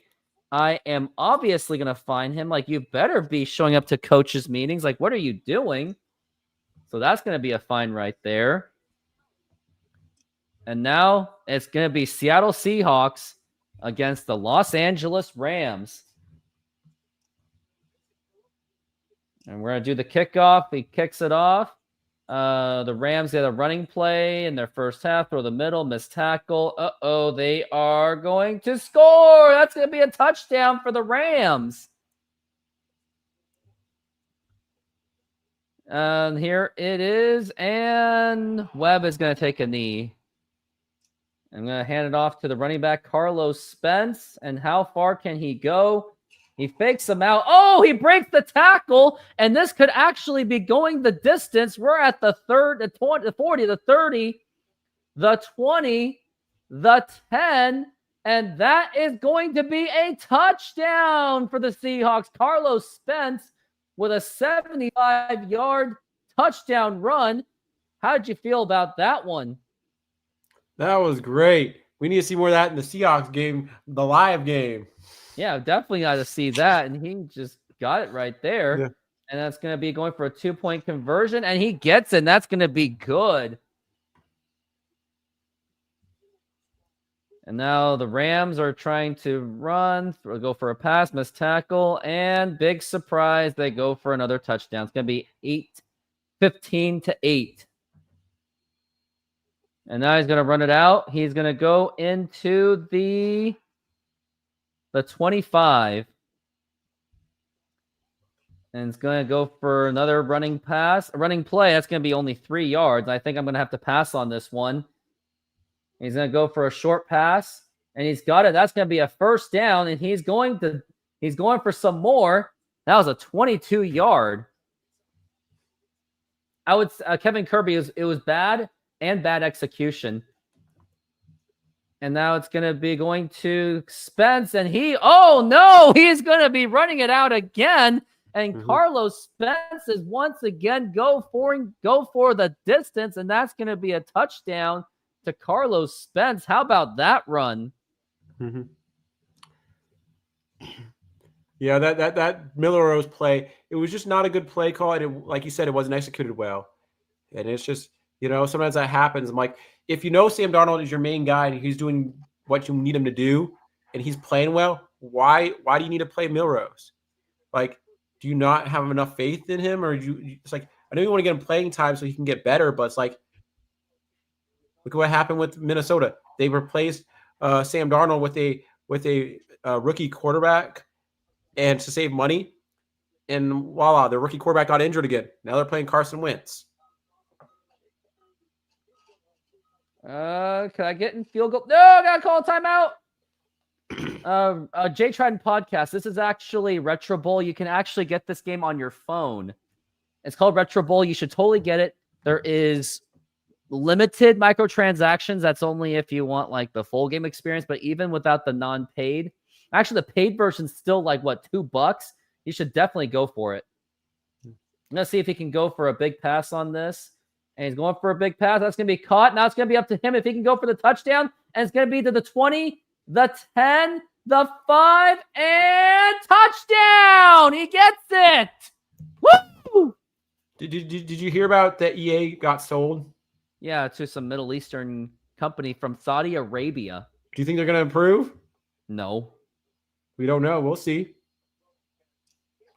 I don't want them to. I want them to fail. They might improve. And now Seahawks now have a 24-18 lead on the Rams. And that's going to be a touchback. And it's going to be another run by Carlos Spence. And, oh, he tried to break the tackle, but just didn't happen. Let's try it again. Looks like he has some open lanes there. And he's going for the escape, and he's going to, tackled again. Now he's going for a pass. Oh, incomplete. A nice pass to Webb. And he's going to go even further. 36-yard reception.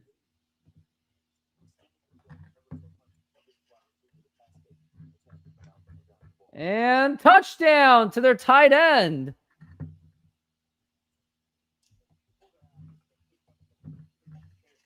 And a 2-point conversion is complete. And the Seahawks are on their way to... an interception. They get the interception. They get the ball back. And now they can just burn the clock, but still should try to score. Trying to go all beast mode.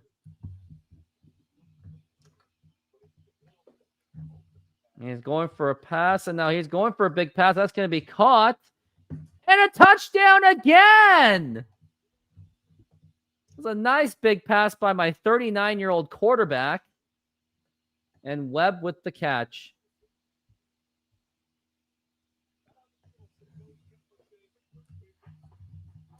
Rams score again, but this game is pretty much over at this point. How do you feel about my running back on my team?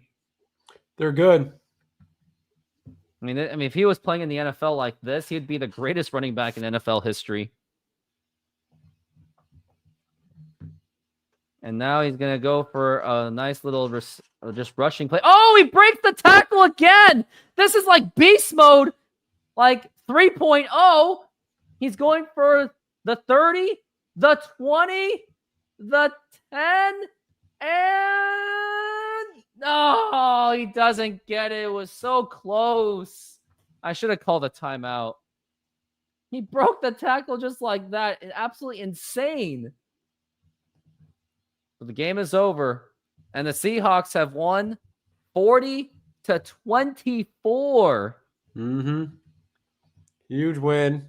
Huge win. And also, if you would like to get a recap of this game, join my YouTube membership or Patreon for just $5 a month so you can get access to these highlights. And reporter asked, in what position does Mickey Powers play? I think he's a kicker. Yep, I got that correct. So the fans are happy that I'm not ignorant. Here are the stat lines. McKee, he had 3 touchdown passes.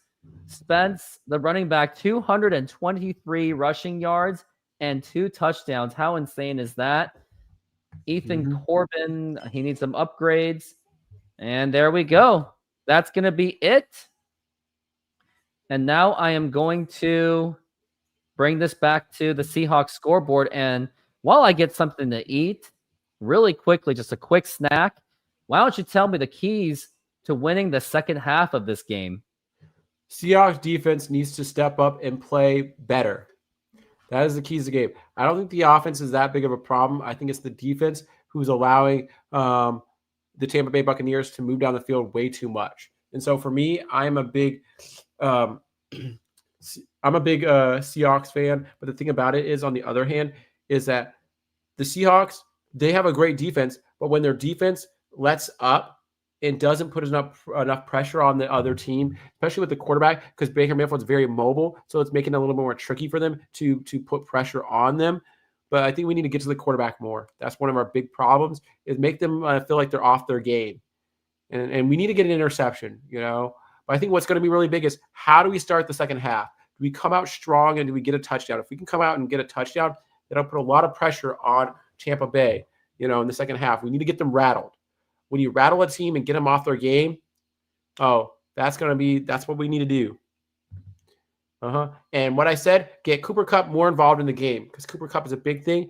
and stuff like that, because he is a big piece that we're underutilizing this year, way underutilizing.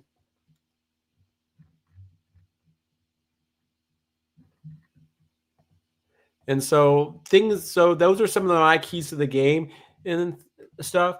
I like for me, it's like the fans, and they've been talking about this for a while, is that we don't have the dominant home field advantage that we used to. Like a lot of our games, you see the crowd. It's not as many Seahawks fans there as there used to be. It's kind of the tides have changed a little bit, and I think it was ever since like Russell left, things have kind of like changed in our mentality. But people still have more hope in the Seahawks than they have in any other franchise in our city. You know, like people, like even this year, most people thought the Mariners weren't even going to make the playoffs. They thought they were going to not even be a wild card team and nothing, because the Mariners rarely ever make the playoffs. It's so rare and things. And so when they made it, I'm like, do people expect them to even win a series? Not necessarily. So I think the Seahawks are our most like backed franchise, and people have the most hope and optimism for them to do well and to get to the championship level of any of our franchises in the city. You know, I think the other one would be like next to that would be the WNBA franchise. I think a lot more people are starting to look up at the Storm and say, hey, look, we've won 4 championships.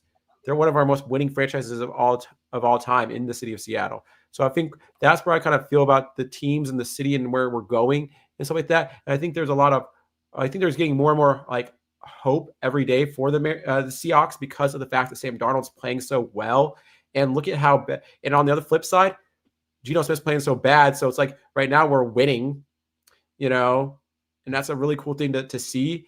And also on the other hand, it's like what they were trying to do in Minnesota kind of almost backfired them because their quarterback got injured again.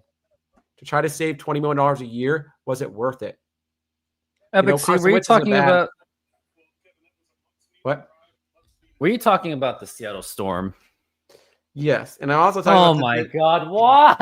And I also talked about the Seahawks and about what happened with their quarterback and why the team, I think, our Seahawks are one of the most people have the most hope of any of our franchises in the city versus like the Mariners and some other franchises. Seahawks have the most people feel like they have the best chance of winning another championship for our city and bringing home the actual trophy. Because look, even now, people have a lot more hope in saying the Seahawks look a lot better than they did like at the before preseason. People are like, oh, Sam Darnold, he's a washed-up quarterback. And then everybody's like, wow, look at Sam Darnold now. He's having a great season after, 4 games in, now the 5th game in. So it's looking like the tides are changing. And people are now saying, hey, Seahawks, they could be playoff. They're potentially a playoff-bound team, potentially a Super Bowl contender. Yeah. No, I think he was benefited from Justin Jefferson and TJ Hawkinson. But they're still having a great season this year, too. And at the track record we're doing just as good or better than Minnesota anyway right now. Yeah, we'll have to see how it goes in the second half. And now here is going to be the kickoff. We are going underway here in the third quarter, and they're going to bring this ball out, going to the 20, and it's going to be, oh, no, not really much going on there. And now it's going to be 1st and 10. It's going to be Sam Darnold, who had just thrown a touchdown. His last pass was a touchdown to Jackson Smith and Jigba. Mm-hmm. Maybe they should go to a 2-minute offense and do that again. Yeah, should do that again. The 2-minute warning, 2-minute drill kind of thing. Yeah.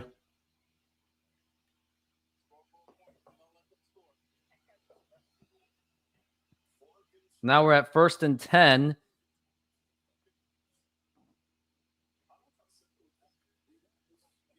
And now here is going to be Sam Darnold looking to pass. Here is the pass. That's going to be caught by A.J. Barner. And that's going to be about a 2nd and a 5. A.J. Barner has been getting, that's his 4th reception of the game. He's been getting just as much as Cooper Kupp.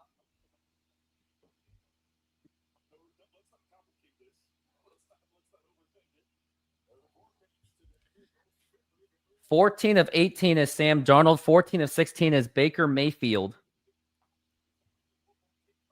Both of them have been playing pretty well. 2nd and 5. Man in motion. And it's going to be a fake handoff here. Sam Darnold is getting pressure. Now here is the big pass. And it's going to be flags all over the place. That's going to be caught by that was a big catch. What is the flag here? Wonder if it was a free play.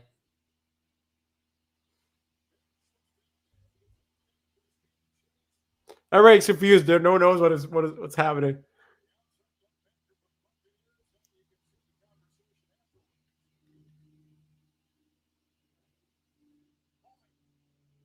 Holding on the defense. Penalty is declined. Yeah. And it's going to be a first down for the Seahawks. That was Young with the big catch. Yeah, Young's been playing awesome today. A very acrobatic effort. Mm-hmm. Oh, and it kept his feet in. He was paying attention to his feet. He did keep his feet in. Sam Turner took a big shot there. Look at that. Big hit. And now it's going to be 1st and 10. And it's going to be in the Buccaneers territory. And now it's going to be a handoff to Kenneth Walker. And he gets a big one and then some. And he's going to the 20. The 10 has one man to beat. And now it's going to be down to the 5. And now they're in the red zone. Nice run by Kenneth Walker III.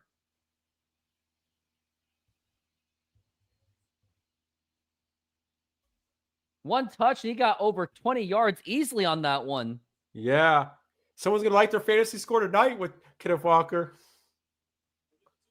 Too bad he's not on my team.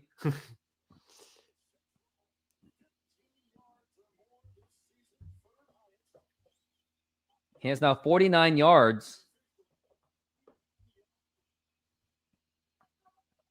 And now it's going to be a man in motion. And it's going to be handoff to Zach Charbonnet. And he's going to get in there for the touchdown. Who has Zach Charbonnet? I have Zach Charbonnet. You have Zach Charbonnet. Did you start him? Yes. Because I had to bench one of my ones because of bye week. So, yeah, Zach Charbonnet got in today. So that's going to be 13-13 pending the PAT. Assuming that they make that extra point, the Seahawks will take a 14-3 lead. Mm-hmm. Yeah. Woo. Yep. That was a nice handoff. Yeah, because what I did instead was I benched the other guy. I benched the guy for New England. I benched my other running back. And so Zach Charbonnet got in. Yes. Woo. And it's going to be the kick. And that's going to go right through the uprights. And it is good. And assuming we're going to go back into commercial break, I'm going to be getting my snack because I didn't have time to do it. After this commercial break is over. The tides are changing now. We'll be right back. Senor, tell me how you make a thin crust Sahara pizza. With your hands. Cornmeal.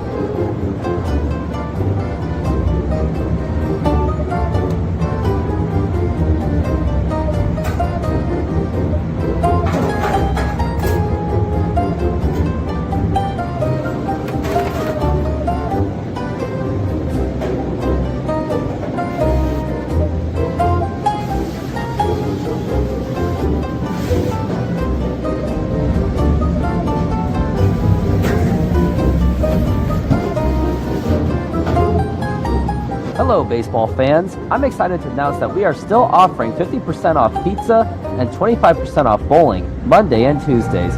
Head on over to Snoqualmie Sahara Pizza. This deal will go through May. And that's how you make a Sahara pizza. Beautiful thing.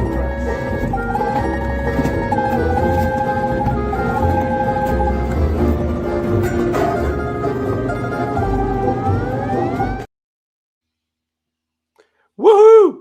So how do people feel about that now? So some people are saying storm games are, someone's saying they're boring. They're not boring. I actually enjoy the storm games. My opinion is I enjoy them, Kevin Kirby. And I had a really good time. I went to 3 storm games this year.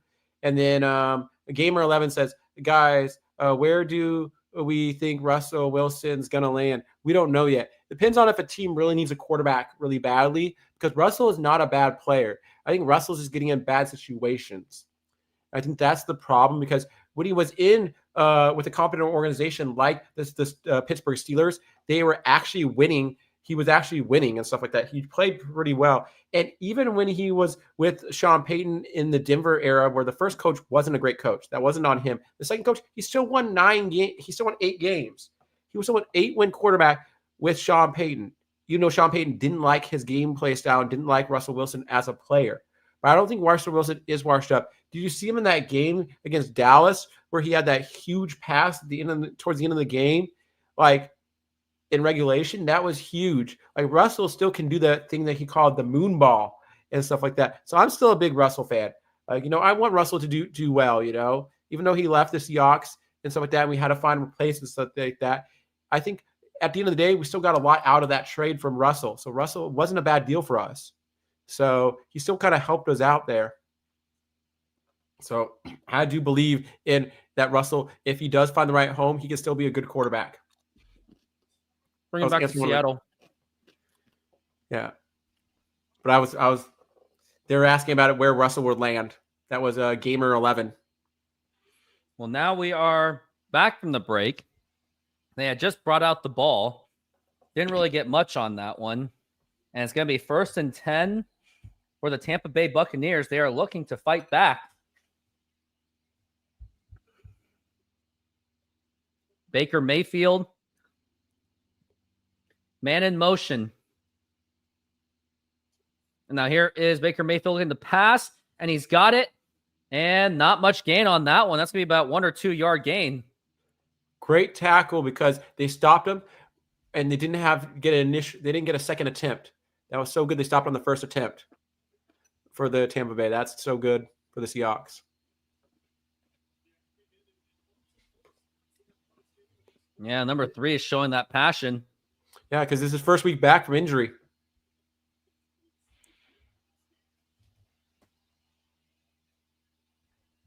Now we're at 2nd and 8.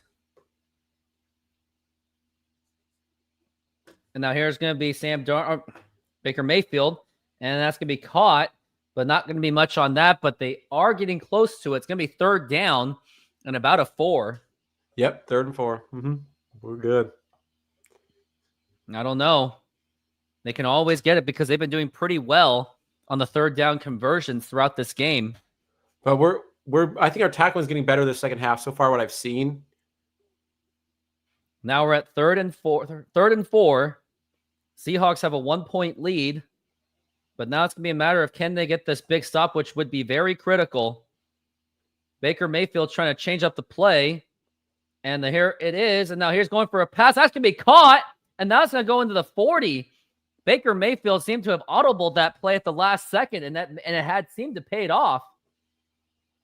But what I see from the Seahawks is they are getting the first tackle is going down. So they're getting them on the first tackles now. So they're not giving them much after the run, after the catch. That was Chris Godwin with the catch and the reception. Now we're at 1st and 10. And it's going to be a fake handoff. Now here is the pass. That's going to be caught. And that could be a 1st down for Tampa Bay. It's 2nd down. It's going to be 2nd down and short. 2 yards.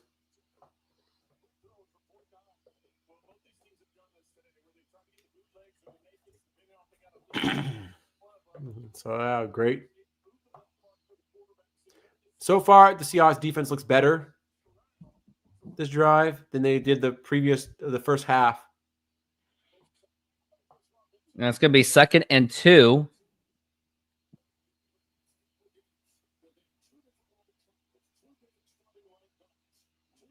You got to get this stop. Oh, no, it's going to be a jump, could be a flag. It doesn't matter. It's going to be a 1st down, and it's going to be an obvious offsides, but we already know, but they already got the big play anyway, so they're probably going to decline that one. Yep, that was an obvious one right there.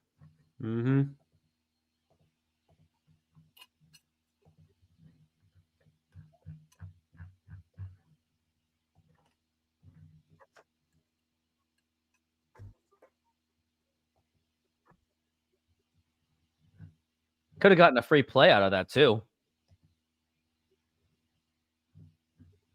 Now we're at 1st and 10.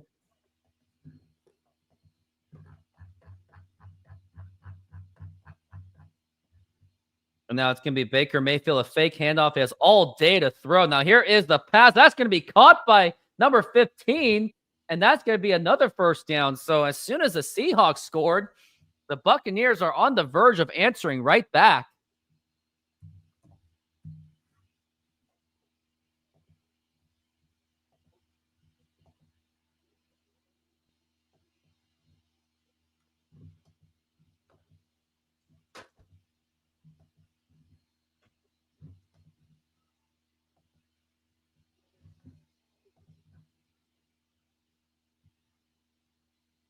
Now we're at 1st and 10. They're going into the red zone very dangerously. Now it's going to be a handoff to 44, and he's going to get at least a few yards on that.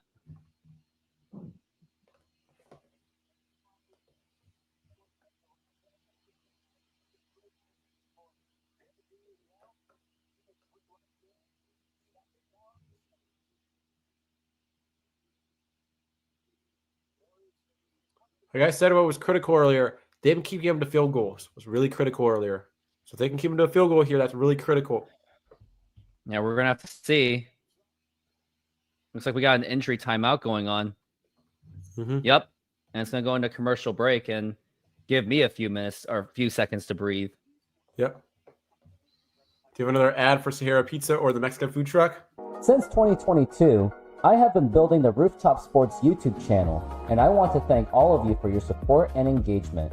Without all of you, there is no Rooftop Sports. Now, if you would like to take your support to the next level, join my exclusive YouTube membership program for just $5 a month. Get first access to new videos, ad-free content, and exclusive insights from my fantasy sports, as I do play many fantasy sports leagues. Plus, follow along with my softball seasons like never before.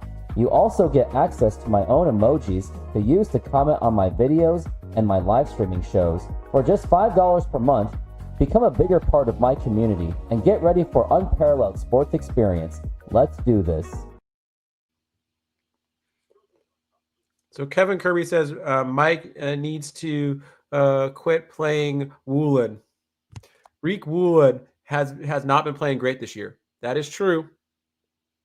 Like you're talking about play wise, he's had some. He's some of the reason. He's the reason why we lost. He could be a reason why you could say we lost the first game of the season.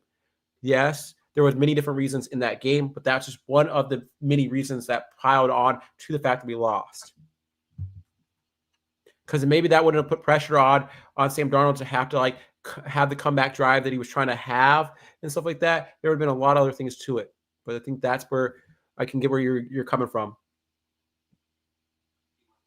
Yeah, Tariq Woolen is just not good. He's not what he used to be back in 2022. No. Yeah.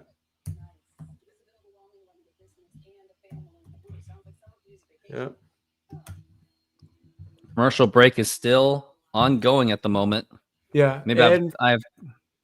Oh, we're back from the break. Mm-hmm.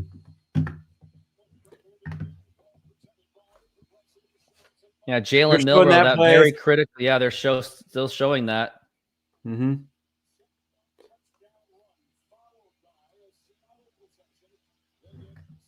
That and the kick. If we lose this game, they're going to play that clip in the kick that we missed over and over again.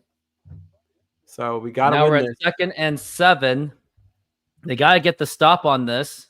Yep, we do. And that's going to be pass, and that's going to be caught, and big loss on that one. Huge loss. Mafe. That was Mafe with the tackle. It was good that he was able to sense that. Mm-hmm. So now it's 3rd and 10.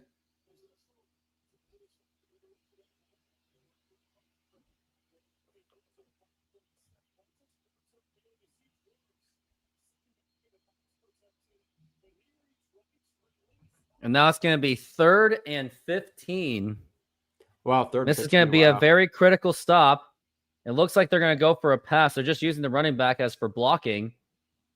Now here's Baker Mayfield going for a pass. It's going to be a big pass, and that is going to be caught. That's going to be caught for the touchdown. And now the Buccaneers have now just taken the lead to make it 19-14. That is done by the rookie. And pending PAT, that will be 20-14 on a 3rd and 15. And Baker Mayfield still found a way to get through the defense. And that one you cannot blame Tariq Woolen on, because that wasn't even his assignment to begin with. Yep. That is something not to. They're going to go for 2. They want to make this a full possession game. And now they got to get that stop. If they can get that stop, that will be critical. So they don't necessarily have to go for more than just a touchdown. It's going to be a 2-point attempt. So that way the Seahawks will be forced to tie the game. And here's Baker Mayfield going for a pass. Now that's going to be caught. And that's going to be a 2-point conversion for the Tampa Bay Buccaneers. And now it's 21-14.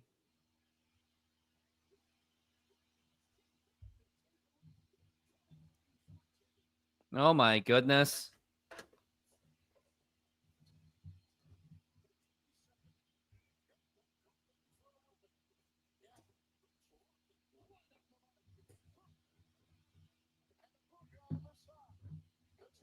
We're making half pineapple, half tiki with barbecue chicken. You put the garlic.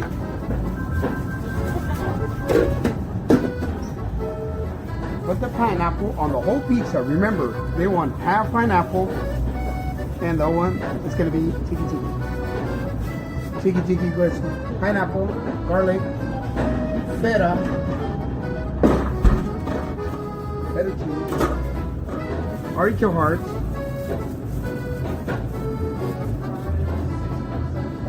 and the chicken.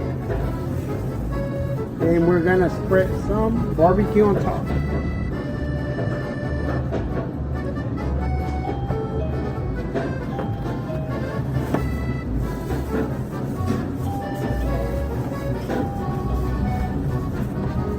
And it's ready.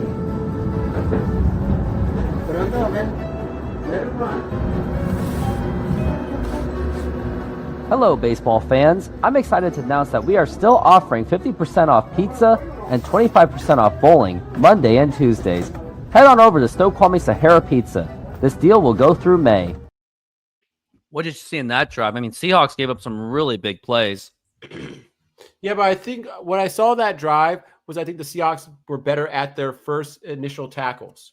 So overall, their tackling was better. It's just that they weren't getting enough pressure on Baker Mayfield. That's what I said earlier at halftime. Yeah, at halftime, I said to people, they need to get pressure on Baker Mayfield. And that's a big problem because, yes, Baker Mayfield is mobile, but if you can get pressure and get him flustered, it makes him make bad passes. And that can have interceptions and other things like that. And so I think that's where we're having the problem right now is not getting enough pressure on Baker Mayfield. Really hurts. Yes. But this game's not over by any means. This game, we were down 13-0 and came back. So this game is still in reach. This is the first time all season long that we've given up over 20 points. Our next closest score was 20, or something like that. Like the Seahawks rarely give up a lot of points. Mm-hmm.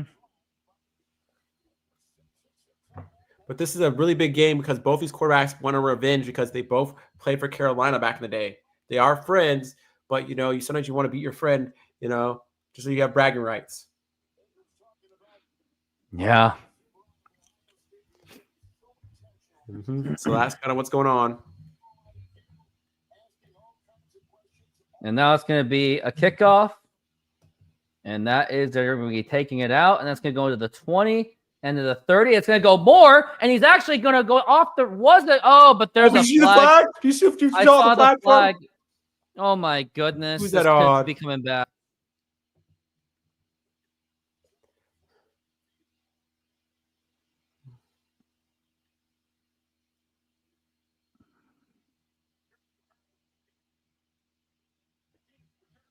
Yeah, but it seemed too good to be true. That was on Jake Bobo. Jake Bobo. Wow, that's a weird signing for Jake Bobo on special teams.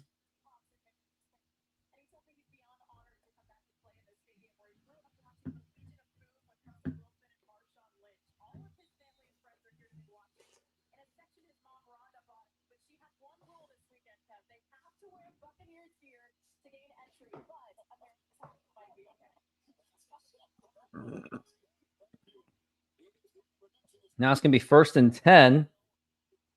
And it's going to be a pass to Jackson Smith and Jigba. And that's going to be a quick first down right there. Yeah, that's awesome.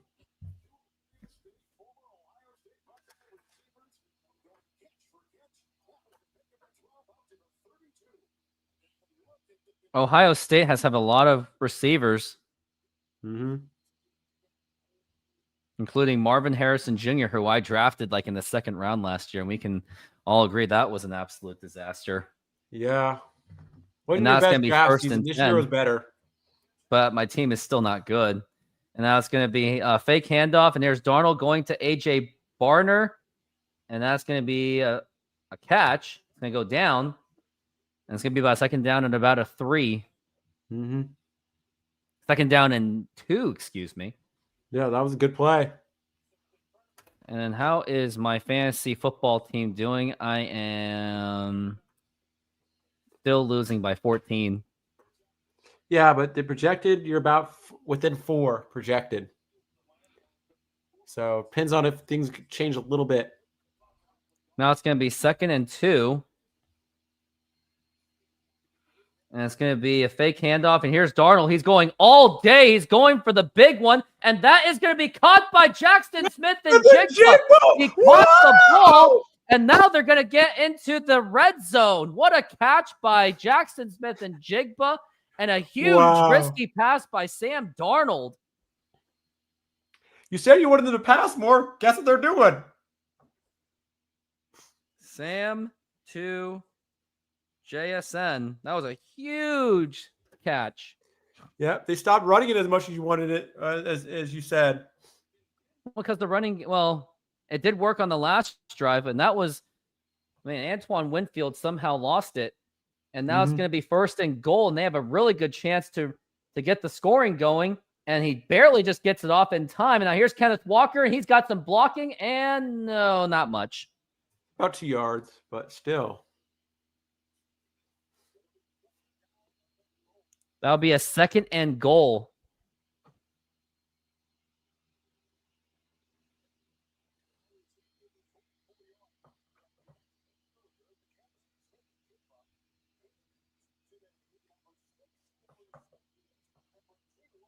I need another running touchdown by Zach Charbonnet. Zach Charbonnet.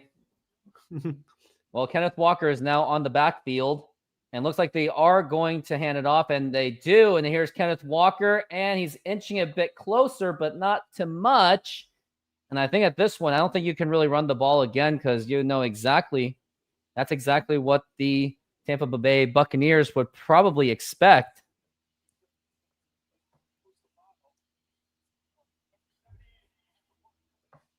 Uh-oh.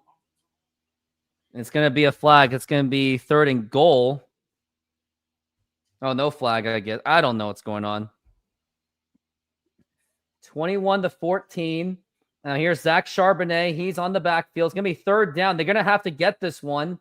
And now it's going to be Darnold to Zach Charbonnet. Or he's going to go for the pass. That's going to be caught.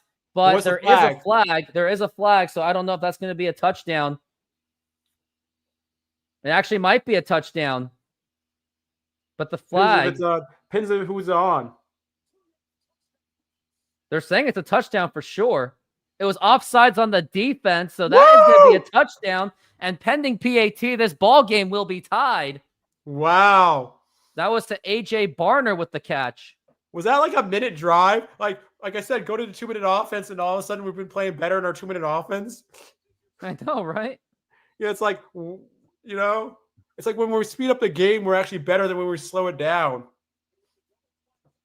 When we try to slow the game down, it's not great. I know.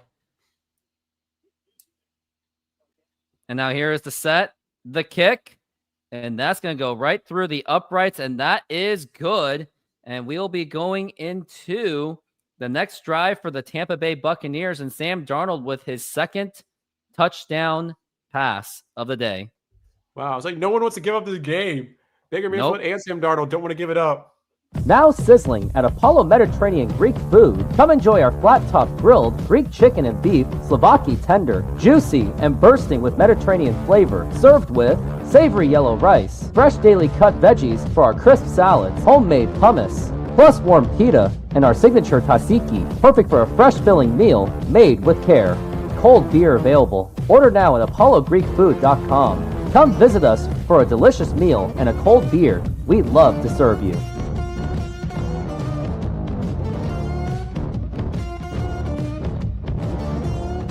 Try our hand-breaded chicken tenders, perfectly seasoned and served with a choice of sides, golden fries, fluffy biscuits, homemade mashed potatoes, creamy mac and cheese, fresh side salad, fresh coleslaw, plus enjoy a dipping sauce on the side. Come in and treat yourself to the best comfort food around. Visit us today and satisfy your cravings. What's your favorite chicken place? My favorite chicken place? Yeah. You're talking about like chicken tender place? Yeah, like fried chicken place. Or like fried chicken or chicken tenders? Because that's different. Fried chicken. Fried chicken. I don't really have a favorite fried chicken place. Back in the day, I used to get a lot of fried chicken from we used to eat it from Albertsons. Oh, okay, KFC or Popeyes? I think KFC. Ouch. Oh, wait. Okay, Ezel's or KFC? I know Azell's. Okay. Ezel's or Popeyes? Azell's. Yeah.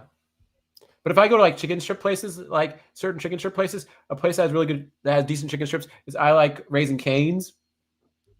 But there's not one nearby, but there's a lot in Alaska. They're opening on one in Linwood. They're opening up one at UW on the app. Well, maybe I can finally use my gift card. Yeah. So that's the big thing. But yeah, but like a lot of times it's fun going to the local places. But what is Kevin Kirby saying? Just be like Ducks back in the day. No huddle offense, whole game. I'm like, it's almost a better way to play for us. Raising Cane's is overrated. Whoa. Which one's better, Kevin Kirby? Do you think KFC's better? And now here is the kickoff. And it's going to go. He's going to come out, going to the 20. And it's going to be just to the 25. But Seahawks are going to have fries, but their chicken's good. Popeyes. Okay, yeah. Popeyes, I think, is the best. Popeyes has too much breading. Oh, boo-hoo! Let me play a sad song for you on the world's smallest violin. This is serious. I know.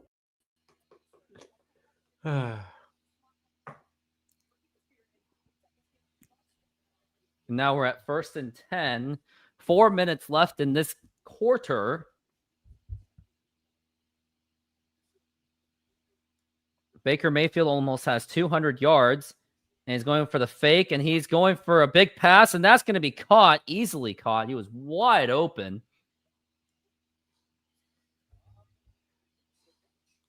And I'm in a neck-and-neck matchup, my fantasy. Yeah, the offensive line has been doing an excellent job containing the Seahawks defense. Mm-hmm. But the thing about the Seahawks is they have been able to keep them to field goals, while the other team, we've been keeping scoring touchdowns. We scored more touchdowns on them. It's going to be 1st and 10, and it's going to be a quick handoff, and he goes down, and that's going to be a yard loss at least on that one. Yeah.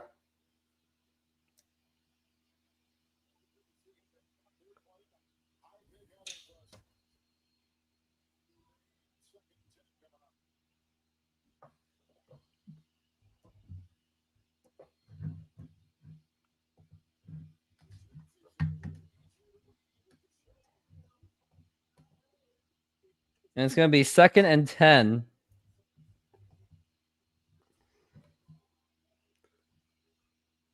Let's see what they can do. Mm-hmm. And it's going to be, here's Baker Mayfield looking to pass. Here is a short pass to the running back. And that's going to be about a few yards gain. It's going to be about a 3rd and 7. But it's going to be a critical moment for the Seahawks. They're going to have to find a way to get the stop so they can get the ball back. Yep. But like I said, that tackle there was a first attempt tackle. That was big.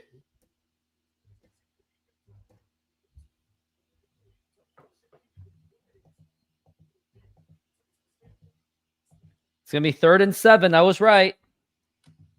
This is a very critical moment for the Seahawks. They have to get this, or else it's going to be a very long drive. And now here is Baker Mayfield going to pass. He has all that protection. That's going to be caught, and that's going to be a first down.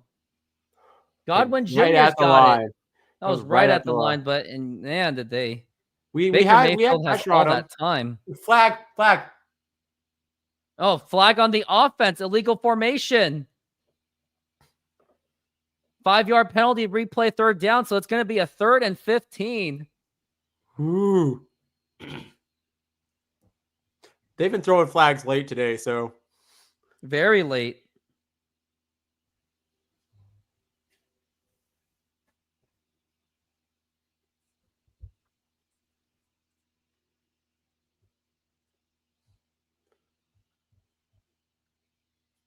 Like someone has a Mariners jersey on at the game. Yeah, Mariners jersey. Yeah, because they're going to the Mariners game probably after this.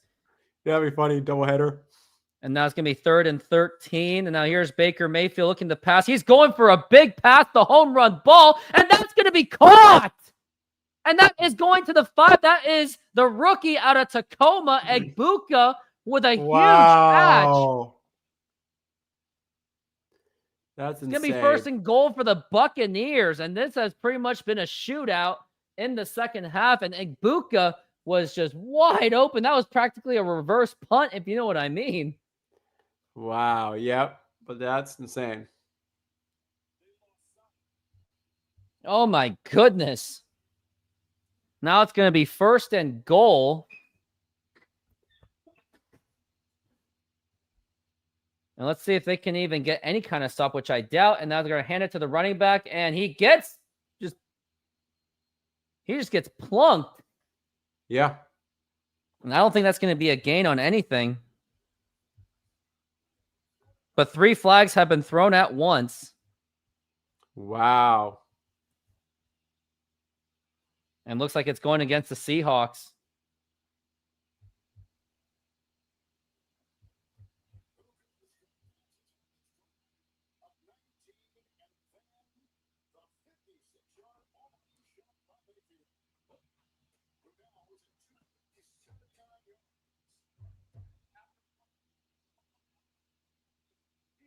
Yep. An automatic 1st down. They're going to have to do something crazy like causing a fumble or an interception. That's the only way. But the guy laid it on him too. So you think it should have been an offset penalty? Because look at this. This guy pushes him down, and then he does a little extra. It's going to be 1st and goal. Man in motion, number 87 is going to be a shovel pass, and that is going to be walking in for the touchdown. And now the Buccaneers take the lead to make it 27-21, pending the PAT. It's going to be 28-21. And Kevin Kirby is right that this has just been an absolute embarrassment of a defensive performance by the Seattle Seahawks. Even Tampa Bay hasn't had that great of defense tonight either. Yeah, but Seahawks have to get those stops. But look at this. Has Tampa Bay's defense been playing good either tonight? No, that's not what I'm saying. But the Seahawks should not be giving up on 3rd and 15s, especially when one of them was on the run. I know. It's like both teams have been like, their defense has not been showing up tonight. Yeah, both of them. But it's just going to be a matter of which offense has enough stamina to end this. Yeah. And at this point, I would be very happy if they can just stop the PAT on this in any way. Now, here's going to be the kick. Goes right through the uprights, and that was a very easy one. And now it's 28-21. Yep, but hey.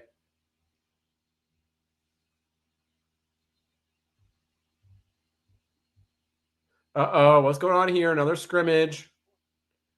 It's getting worse. It does continue to get worse, doesn't it? Mm-hmm.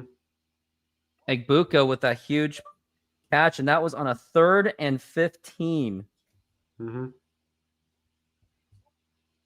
But does Jackson Smith and Jigba have another big one in him, or does Cooper Kupp have a big one in him? Because I need something.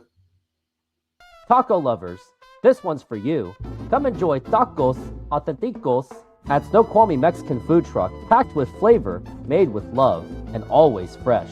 Try our carne asada, al pastor con piña, and more. Topped with cebolla, cilantro, y a squeeze of lime. Pair it with a cold drink and relax at our outdoor seating. Perfecto para disfrutar. Find us at the Snoqualmie Mexican Food Truck, open daily. Ven con hambre, sal fies.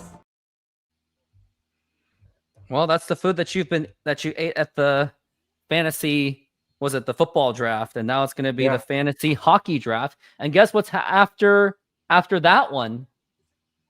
Fantasy basketball draft, which I'm not going to be at. Oh, but are you at least going to be able to draft? Yeah, I'll be able to draft. Gotcha.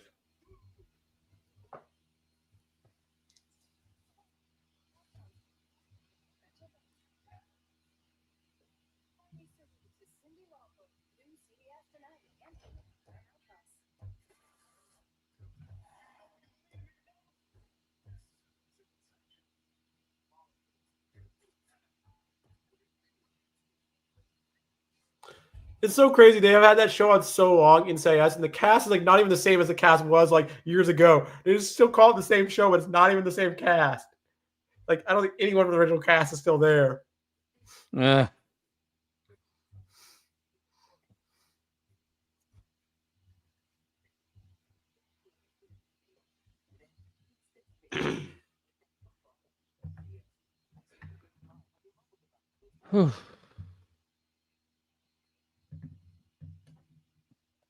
This is Sam Darnold's time to shine. Well, that's a big game next week. Indiana plays Oregon in college. Did the Huskies get ranked yet? I don't know if they got ranked. I have to look at the new ranking. Check on that one. Because they look like they had a chance to get ranked this week.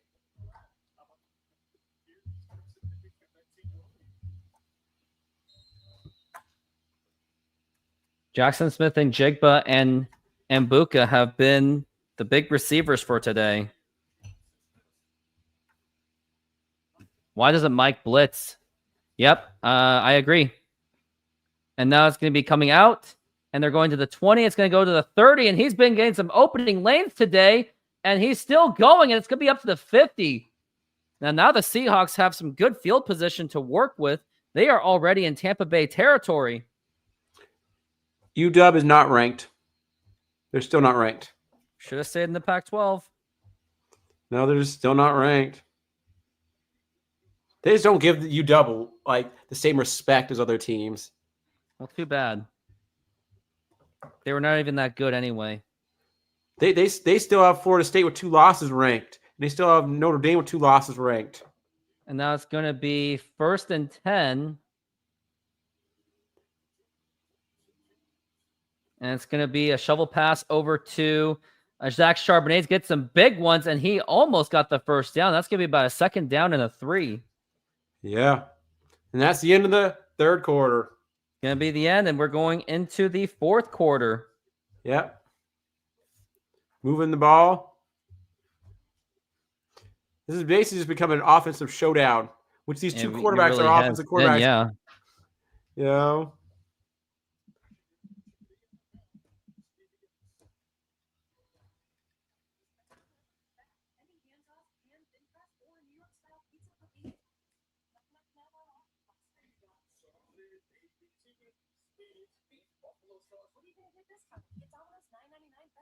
Senor, tell me how you make a thin crust Sahara pizza. With your hands. Cornmeal.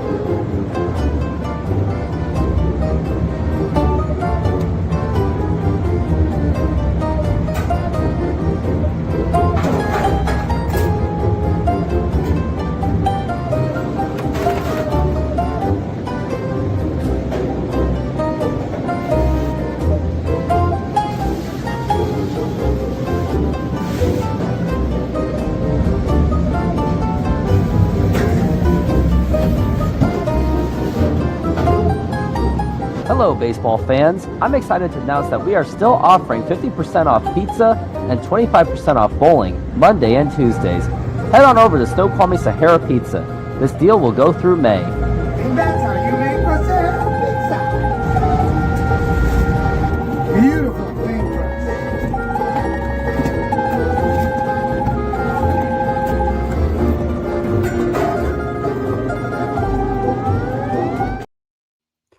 your favorite type of crust for pizza? The Chicago style one. Dude. So What the do defense- I think is worse? Have a bad rush defense, or I think it's worse to have a bad rush defense, because if at least you have a good rush defense, but you have a bad passing secondary, then at least you can get to the quarterback once in a while. But right now the Seahawks have nothing. Yeah, but if you have a bad passing, if you have a bad passing defense, then you're leaving him open for big plays to happen. So that's my theory. No, I'm more of a pass rusher guy.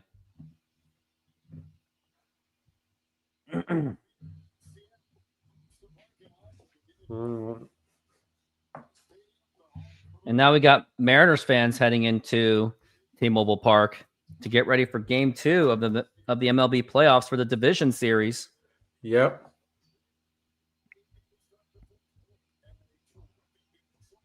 Now it's going to be 2nd and 2. It's going to be a fake handoff. And now is Sam Darnold going for a big run? Not really a big run, but he gets the first down. Which is good, but there's a flag on the play. And it's going to be a holding call, isn't it? I don't know. Has to be. Which I hate to say. Yep, it can be holding on the Seahawks. Jake Bobo has been being flagged all day. Get him off the field. Today, Joe Bobo's not having a good day, but I like Bobo. Well, I don't like him right now. I don't see how that was holding. That was just a good block. That's why they took him out of the field.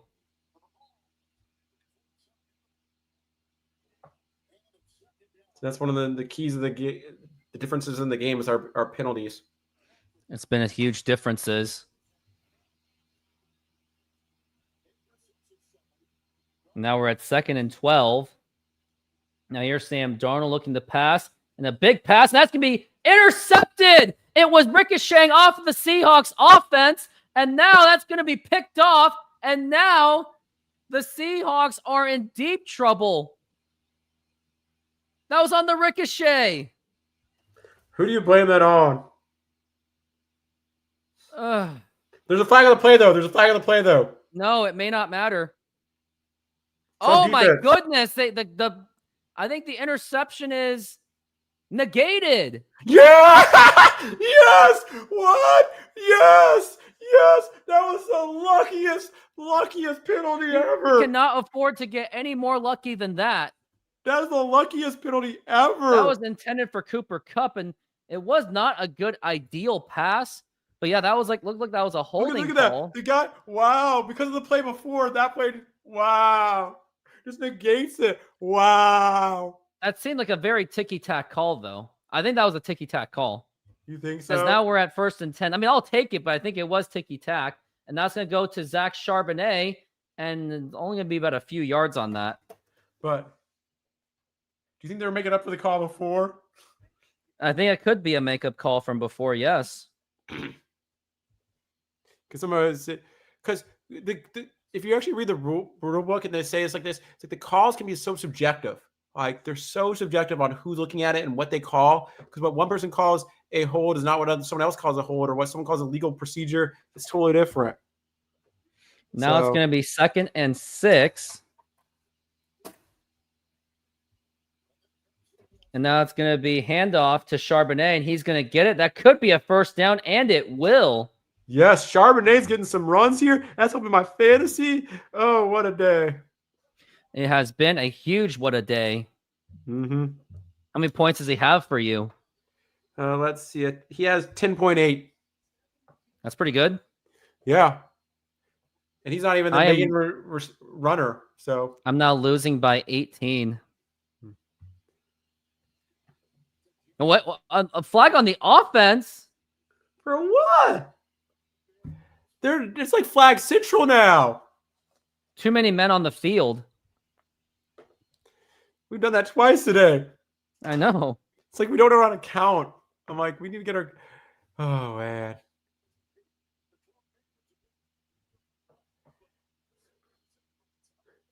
It's like the initial picture of the 12 fan. Yeah, I did see flag. that. Maybe 1st and 15. And it's going to be Sam Darnold looking to pass. He's got some time. And now it's breaking down. Now there's the pass. And that is, oh my goodness, that was not good. But forward progress. It was like a 1 yard forward progress. It was forward progress, but that's not going to be much. And that's going to be still 2nd and 15. So they did not get really much progress on that. If not, they got no progress at all. Mm-hmm.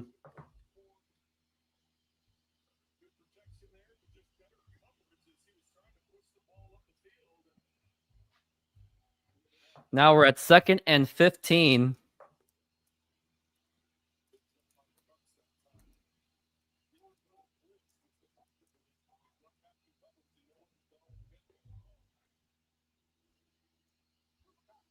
And now here's Sam Darnold looking to pass. He's got time, plenty of time. And now he's going to go for a pass. That's going to be caught. And that is going to be to A.J. Barner.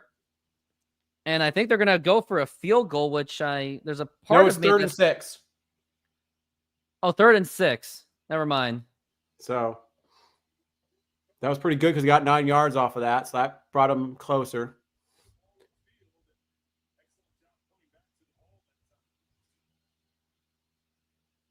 So this has been huge. It has been huge. Absolutely. It's going to be 3rd down and 6. This is going to be very critical, or else you'll be forced to get for the field goal. And now here is Sam Darnold looking to pass. Now here is the pass. That's going to be caught by Jackson Smith and Jigba. And that's going to be a 1st down. You see the quarterback trying to say, oh, he's bobbling the ball. No, he's not. Yep, that is clean, all right. Yeah, he bobbled it at first, but he caught it clean the rest of the way. Now it's going to be 1st and 10. Now here is the pass. That's going to be caught by Horton. And that will be not a 1st down, but a 2nd down. It's getting close. Yeah. Like I said, it's going to come down to whose defense has that one big push, you know. And great recovery on that one. And now it's going to be handoff to Zach Charbonnet, but about maybe a 2nd and 2, or yeah, but he could slipped, be also a no gain. No, I think he gained a yard at least. That's 3rd and 2.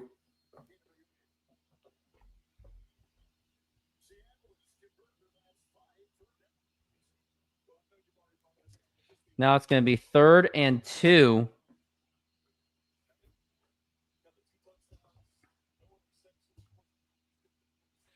I don't know what to say, but it is 3rd and 2.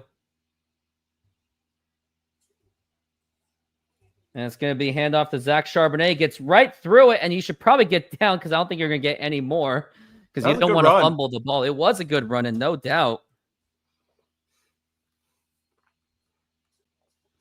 He's helping my fantasy right now, Zach Charbonnet. He really is, isn't he? 11.6 now. 11.6, huh? Yeah. He's having just good at night or maybe as Kenneth Walker today. So they're balancing it out. Seattle with 90 yards rushing, they say. Mm-hmm. And now it is going to be 1st and goal here. Sam Darnold to pass. That's going to be caught. And that's going to be a touchdown. Yeah! And the Seahawks are about to tie this game. A.J. Barner. That was A.J. Barner with the touchdown, his 2nd touchdown of the game. And he kicks the ball. And I think that might actually cause a flag on that one. They're a point away from tying the game, and there is going to be no flags. Wow. But I think that was going to be, I thought that was going to be unsportsmanlike conduct. Yeah, Barner was just too big of a guy. That was a huge mismatch there, and he got a touchdown. He's doing the punt. I think that should have been flagged, in my opinion. But that was like a one celebration thing, and then he stopped after that. Yeah, and now here is the kick, and it's going to go right through the uprights, and that is going to be good. Now we just need our defense to step up. Whew. Defense just has to step up. But that was the luckiest penalty in that. Yeah, the penalty for that. Yeah. Let's look at the numbers so far right now. Mm-hmm. Sam Darnold, 280 passes for 3 touchdowns. Baker Mayfield, 278 for 1.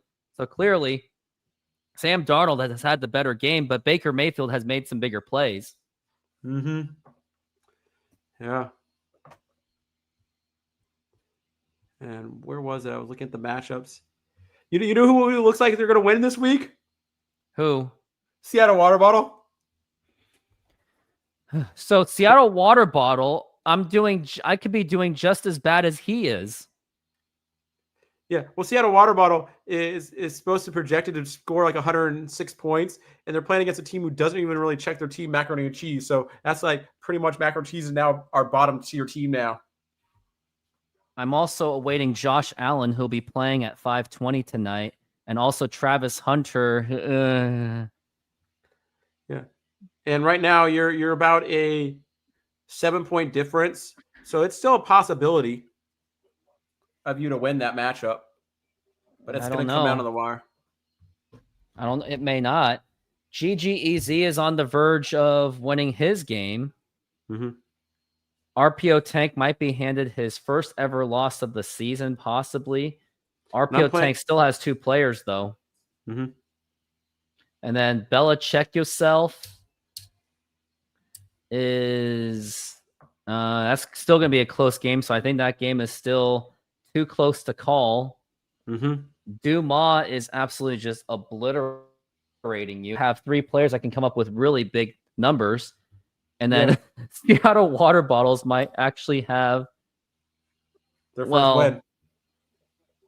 And it could be but who knows how much he's going to score, though. But I don't know. He didn't even set his quarterback. No, but this week, right now, I'm projected to win by like 1 point right now. So I'm like right in the, it's neck and neck. And after these games this afternoon, I have basically a quarterback left, and I have a defense, and I have a kicker. Hold on. So I have like the weirdest things left. I have the weirdest combination left.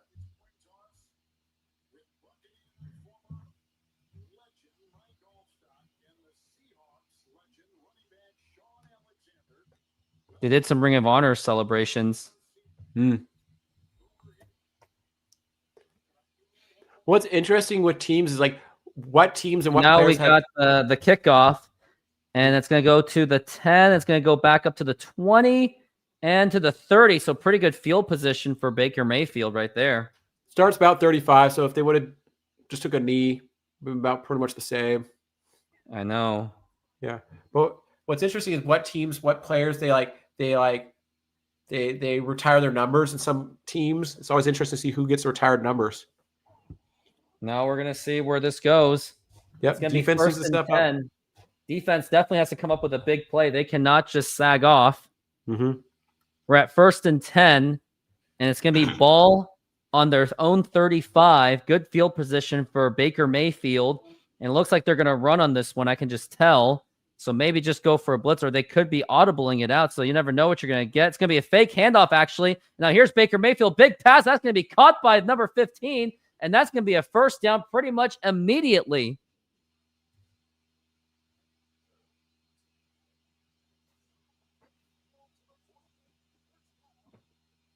It's going to be a first down.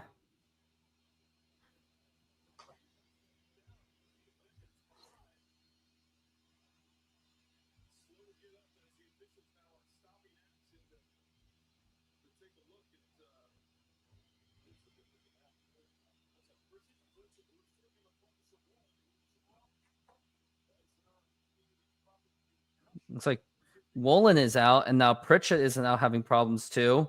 So that just look at really this. They both hit each other, helmet to helmet. Wow. Yeah. When I saw that, I was like, yeah, there's something going on there.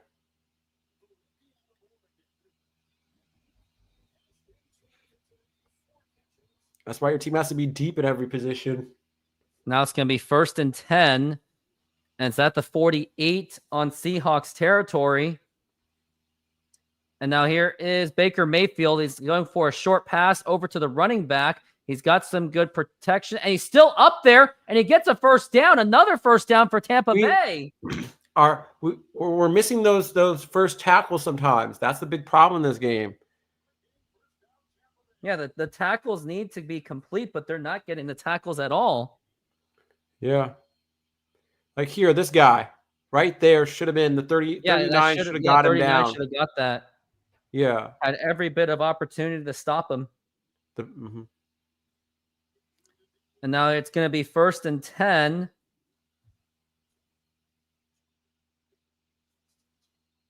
And it's going to be a fake. No, it's going to go to number 1, the running back, and that's going to be a 2nd down.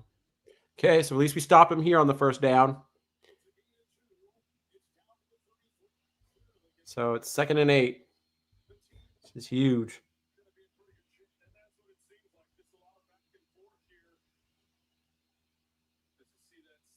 TD scored in every second half possession, 5 combined. Oh my goodness. Isn't that insane? It is insane. We're at 2nd and 8 now. And there's still 8 minutes left. And we got another possible injury going on. Yeah, and he just came back this week. Even worry.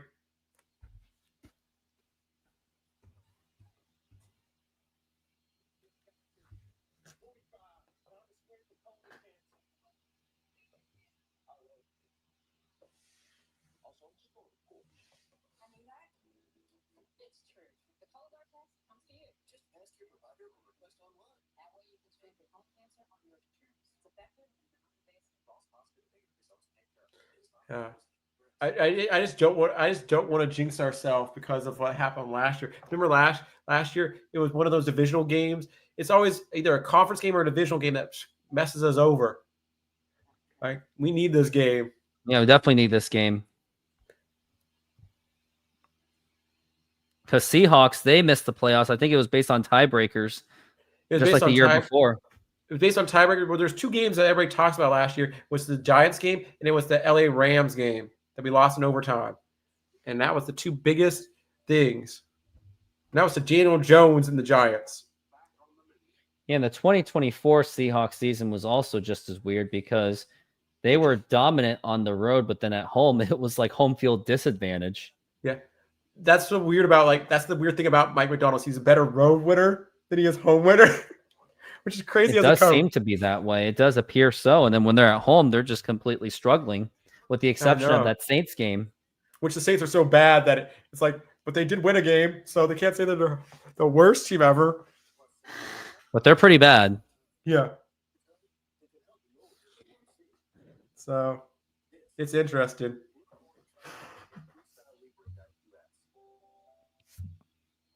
Where was it? Was it the... Oh, Dallas beat the Jets today, so let's see who else is here. Ooh, guess who lost today for the first time? Who? Philadelphia. They lost? Who'd they lose to? Denver by 4 points. Oh, my goodness. Was Denver at home? No, it was in Philadelphia. What? Yeah. No way. So that was a huge one today. Like, wow.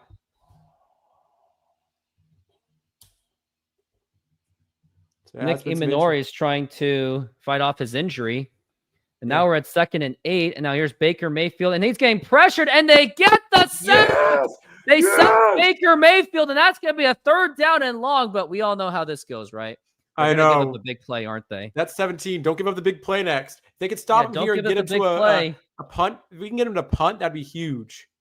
Which is still very possible. And that will get the Seahawks some opportunities to get a game-winning drive. And they can use as much clock as they want, and they should. Yeah. So this is a huge 3rd down for 3rd everybody. And 17. And now they're going for the all-out blitz. Now here is the big pass by Baker Mayfield, and that is incomplete. And is there any flags? There is no late flags. No late flags. And now they're going to have to punt this ball away. And now the Seahawks will get it with 7:28 left in the game. Do they kick the field goal though? Because they're at the 40, I think 1 or 2 yard line. No, they're punting. There's no way they're going to be. They're not in range. Not even. They're not like Dallas, who has the best kicker. No. In football. Not even with the best kicker, they're still not going to do that. Because isn't it like a 60-something yard field goal here? It would have been.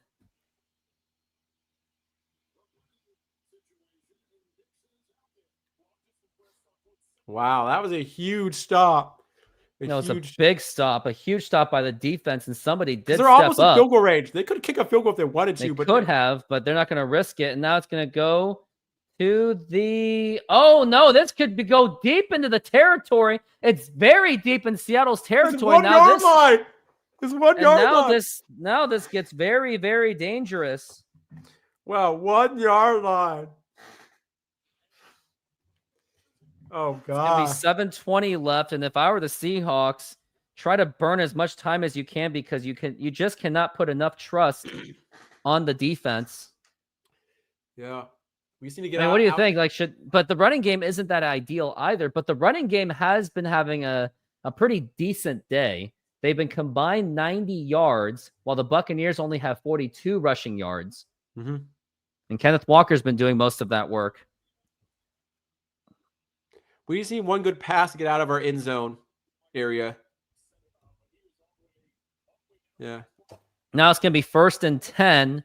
Ball on their own 1, literally. This could be a risk for safety. And now it's going to be a handoff to Zach Charbonnet. And that was kind of a little bit dangerous, but they kind of get a gain on that. Yeah, they get a yard. So it's a yard. But it gets really dangerous because if you have to punt the ball, you're going to give Buccaneers some really good amount of field position. Yeah. So if I would at least get a pass on this one. Yeah. I would not run the ball on this. They were trying to see if they can just push it out a little bit, but I think they just have to just throw it downfield a little bit. Yeah. But they're also trying to manage the clock at the same time. But I don't think this is the time to manage the clock. I think this is time to just make a big play at this time. And now we're at 2nd and 9. Clock is going down very dangerously. And now here's Sam Darnold going for a shot. That's it. That's going to be caught by Cooper Kupp. And that is going to be a first down. First down. Yeah, by Cooper Kupp. Yeah, the Cooper Kupp. And that was a close one. That looked like a really dangerous play. Wow. 6:30 left in the game. That was really close. It was off the ricochet. It was bobbled. It was off the ricochet. He got off the ricochet. That was also nearly picked off. Look at that. That bobble. We've had a couple lucky things go our way this game. Yeah. And both were related on Cooper Kupp. I know. And it wasn't even Cooper Kupp's fault. Like, this one wasn't even Cooper Kupp's fault. 1st and 10. And now it's going to go to Kenneth Walker. He's got the big one. He's got the big breakaway. And he's still going. He's going to the 30. And it's going to the 33. And the clock, he does go out of bounds, so I think he should have just slid on that one. But the clock's still running. Clock is still running. Wow. Nice, elusive, but man, I'm surprised that there wasn't a holding call on that. I think there should have been a holding call. I saw that. But he did go out of bounds, so it should freeze the clock. Cooper Kupp now has 10 points for me. Wow. It's one of his better weeks. Now we're at 1st and 10, and the clock is still going down. And now it's going to go a fake handoff. Now here's Sam Darnold going for a big pass, and that's going to be caught. That is Jackson Smith and Jigba, and now they are in Tampa Bay territory. Yeah, flag. But the flag has been thrown. Oh my goodness, it's coming back. Who's this flag on? It's going to be a holding call, and I think this is going to be a makeup call because of the last missed holding call on the play before that when Kenneth Walker made that big run, and we're going to see what this is about.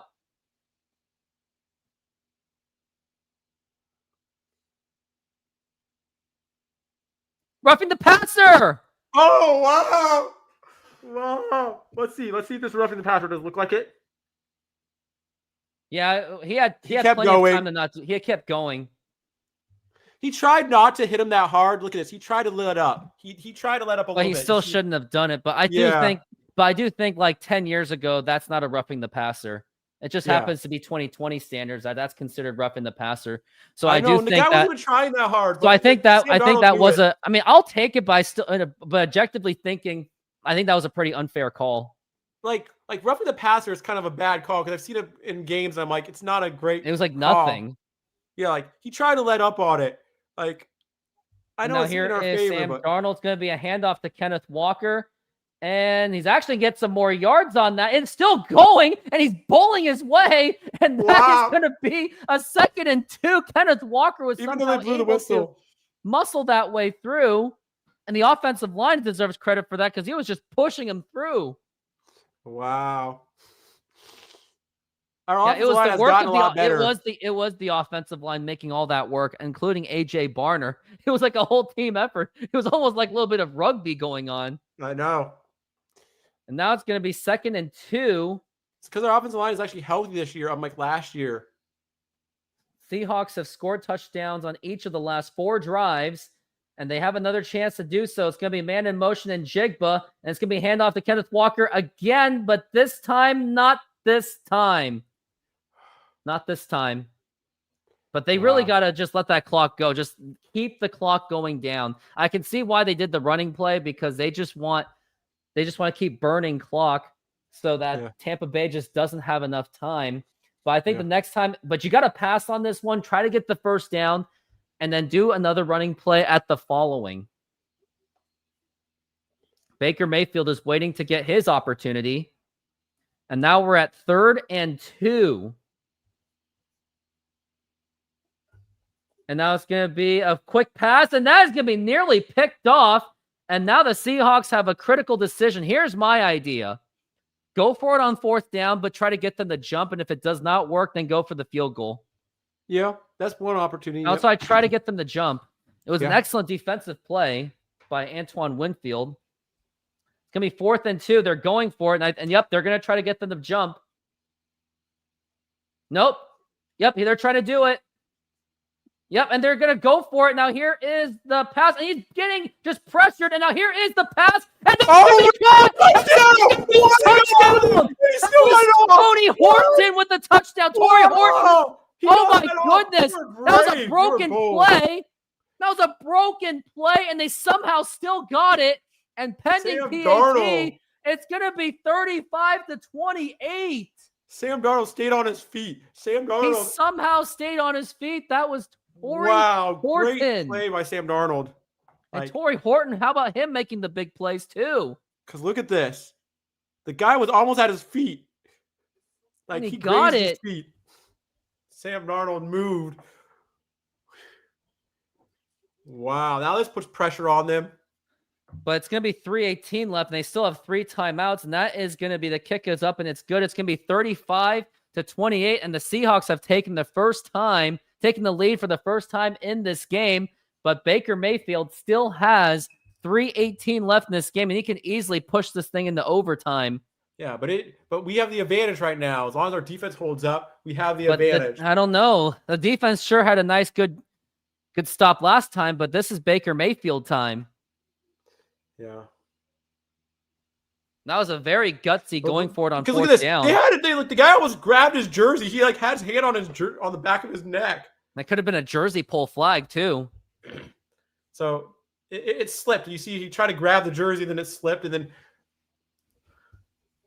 because you thought they were going to try to push him off sides, and they actually went for it. They took the boldness. Sam Darnold has 332 yards, 4 touchdown passes. So if you have Sam Darnold on your fantasy football team, congratulations. Guess what? Sam Darnold's my backup. He has 29.2 points right now tonight. Who's your quarterback today? My quarterback it hasn't even played yet today, and that's Patrick Mahomes. And Sam Darnold, this might be the first week Sam Darnold actually outplays him. Like, wow, Sam Darnold. If I lose my matchup, I wouldn't have predicted that. No one could have. And now they're going to bring it out. It's going to go to the 20, and it's going to go into the 30. Yeah. Because Sam Darnold's actually been doing pretty good. He averages about 17 points a week as a quarterback. Is that bad for fantasy? Not really. No. It's Sam average. Darnold. It's 17's average. Yeah. So that's actually not horrible to be like if you had him as my backup.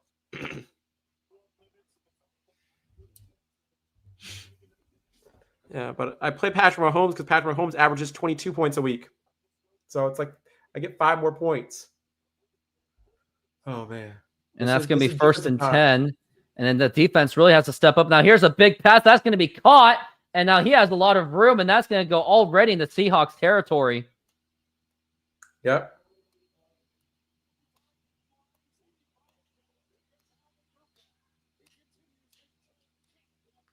So it's under 3 minutes now in the game.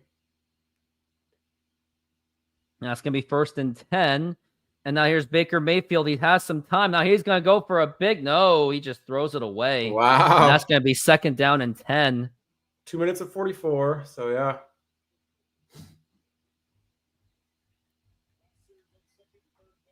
Wow.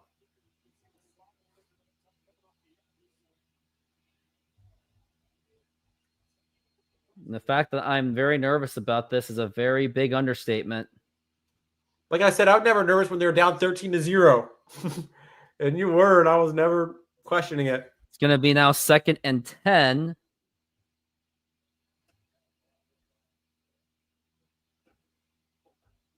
Now here's Baker Mayfield looking to pass. He's got some time. He's scrambling out, and that's going to be caught, and that's going to be a first down to the tight end, and he is still going, and he barrels it through, and that's going to be Otten with the catch. And now it's getting close to the 2-minute warning, and they're going to let it. I think they're going to let it go down to the 2-minute warning, as they should. And number 7 fell too early. And yep, they are. Might as well just let it go. They're going to let it go through the 2-minute warning. Yep, they are. 2-minute warning it is. Mm-hmm. Yep, 2-minute warning. A big play is going to have to happen. It's going to have to be an interception or some kind of fumble. Yeah. Or stop them to a 3 points, and then somehow do they go for an onside kick? That is another possibility. That could happen in the game. It's possible. Yeah. But at the rate they're going, it's going to be at least like the Seahawks will get the ball back maybe with a minute left. We'll have to see. Mm-hmm. That is such a weird commercial. What the? Have you seen it?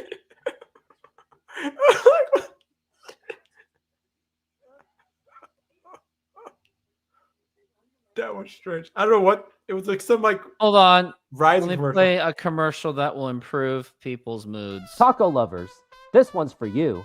Come enjoy tacos auténticos at Snoqualmie Mexican food truck, packed with flavor, made with love, and always fresh. Try our carne asada, al pastor con piña, and more. Topped with cebolla, cilantro, y a squeeze of lime. Pair it with a cold drink and relax at our outdoor seating. Perfecto para disfrutar. Find us at the Snoqualmie Mexican food truck, open daily. Ven con hambre, sal fies. Which one did you have when you went to the Mexican restaurant last time? I actually had their burrito. Was the burrito good and worth everything? Yeah, it was good. Mm-hmm. It was filling. So it was worth it. Couldn't be less filling than the pizza. Yeah, well, it's pizza's always that weird thing because, like, for a price of pizza, a lot of times pizzas are made to be shareable more than like a burrito's made to be personal. And that's so how it works. So when you do the pricing, you have to kind of like adjust for that. Yeah. That's why pizza has a bang for the buck. Sometimes Especially it does. a whole pizza. That's why these companies do these pizza parties, because it's just cheap. Yeah. Because at the end of the day, it's like pizza doesn't cost so much to make, to slap something together. Like some places, it's like even the toppings sometimes don't cost that much depending on what the toppings are. Mm-hmm. Because they buy like the cheese in bulk.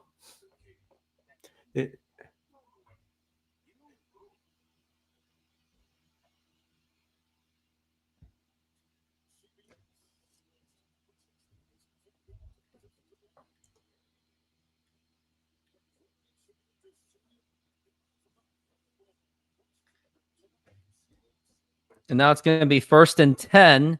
And now here's Baker Mayfield going to pass, and that is going to be caught. And he trips up, but we stop him. Still stop him, but still a big gain.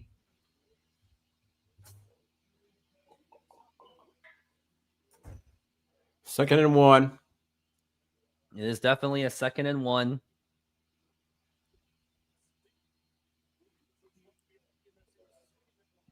Now we're at 2nd and 1. Mm-hmm. It's going to be 1:30 left in this game, and they're trying to burn every bit of clock they can to give the Seahawks absolutely no time. We're at 5 seconds left. And now here is Baker Mayfield. He's going for a pass all day to throw. And now here's the big pass, and that is going to be caught for the touchdown, and they are about to tie this game. Baker Mayfield had all day to pass, and that receiver was just wide open. That was Sterling Shepard with the touchdown. You know who's going down to again? Jason They're going Myers. for 2. They're going for 2, by the way. If they go for 2, let's see if we can stop them here. This is game. I don't know if they can stop it. We're gonna have to see. Because that's risky going for 2 here. It is very risky. Oh, they're not going for 2. Yeah, because that's a really risky move going for 2 right here. Yeah. Now, if the Buccaneers were like a losing team towards the end of the season, then they would have done it. Yeah. And now it's going to be going for the extra point, and they got to block him. And now here is the kick, and right through the uprights. Yeah. But we have a minute to get in field goal range and win the game. But the question is, can Jason Myers pull another one like he did last week against Arizona? Yep, that's all we need. Because think about it, if he misses one early in the game but still makes the one at the end of the game, it makes up for all the fact that he messed up one. I guess so. You know, so you can't say he's horrible if he makes the game winner. Man, Baker Mayfield just had all day. But if we would have had that kick earlier, none of this pressure would be on us right now. It's true. All this pressure would be off of us because of Jason Myers again. Jason Myers puts the pressure on the Seahawks again. It's like we win or we win or lose based on Jason Myers. Isn't that sad to say your pressure is all on your kicker? Jacksonville, believe it or not, has the best offensive line in the league.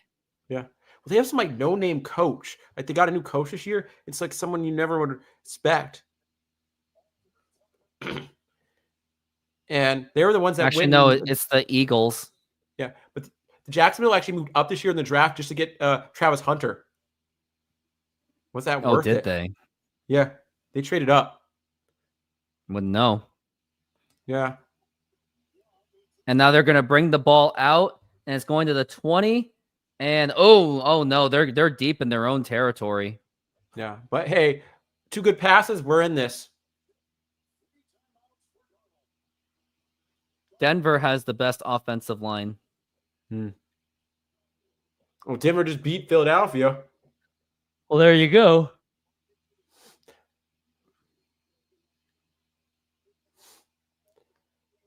It's a huge shootout. It has been today. Yeah. It's been an exciting game. Now, here's Sam Darnold.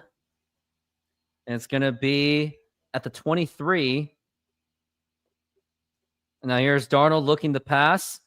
And now here is the pass. And that's going to be caught. And now here's Jake Bobo. Going out of bounds. No, that's not Jake Bobo. That was Cooper Kupp. I might get Cooper Kupp, but he went out of bounds. I was just saying the player went out of bounds.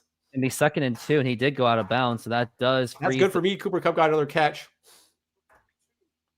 And now they still got quite a ways to go. They have about 30 yards to go to get that field goal range. Yeah, Jason Myers. It's going to be 2nd and 2. I'd probably just run. No, I would still pass. You're still too deep in your own territory. And now here's Darnold going to pass. Now he's getting rushed, and that is going to be picked off. That is picked off, and now the Buccaneers have the opportunity to hit that field goal. Oh, my goodness. What just happened?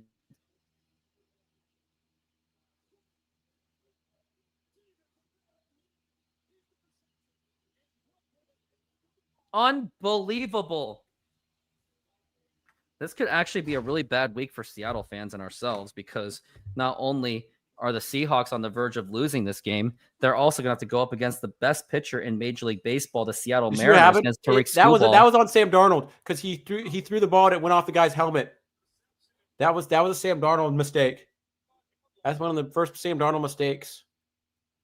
And he is in absolute disbelief, and the fans are going to have to somehow cause an earthquake and cause all the pressure. But McLaughlin, one of the better field goal kickers, 2 turnovers for the Seahawks, a fumble and an interception. It's going to be 1st and 10, 53 seconds left. Buccaneers are already in field goal range. Now it's just about just burning clock. And now it's going to be a handoff. And that's going to at least be a few yards gain. That's something you can't afford to allow happen. Like, you have to, at this point, I just go out for an all-out blitz and try to see if you can get Baker Mayfield. But the offensive line has just been blocking for Baker Mayfield way too well. But they said this year Tampa Bay has been coming through with a lot of close wins. They've been one of the luckier teams this year. Like they barely beat Houston, they barely beat Atlanta, they barely beat anybody. But they're still closing the game, something that Sam Darnold wasn't able to do today. But part of this, you have to blame it on Jason Myers for missing that one earlier. You can't just say it's all. Yeah, but you said earlier, oh, we can make up for it, which we really didn't. It's going to be 2nd and 7, and it's going to be another handoff to the running back. And at this point, they're just burning clock. It's going to be 3rd down. But at this point, Seahawks have to just call the timeout so they can just get the ball back as soon as possible. Mm-hmm. Well, you never know. We could block the field goal. And this could go to overtime. We could block the field goal, and this could maybe go back for the touchdown. That's the best case scenario. Worst case scenario is they just score the field goal. Yeah. Now we're at 3rd and 7. And I wonder if they're going to try to pass just to get the first down, or are they just going to play it safe and let the field goal do the work? Now it's going to be 3rd and 7. It was a very critical interception. 5 for 7 on 3rd downs, and they're going to run the ball, and he has an opening, and he's going to get the first down, and this game has pretty much been over. Oh my goodness, how did you even allow that to happen? And of course, a timeout's been called by the Seahawks, and now they have fresh set of downs with 3 timeouts. Seahawks are out of timeouts, and that means they can just kick the field goal with literally 1 second left in this game.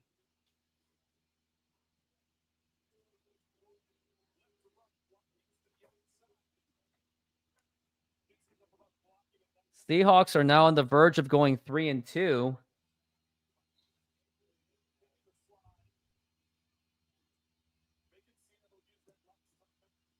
But remember earlier in the season, I thought this was one of the games the Seahawks might not win.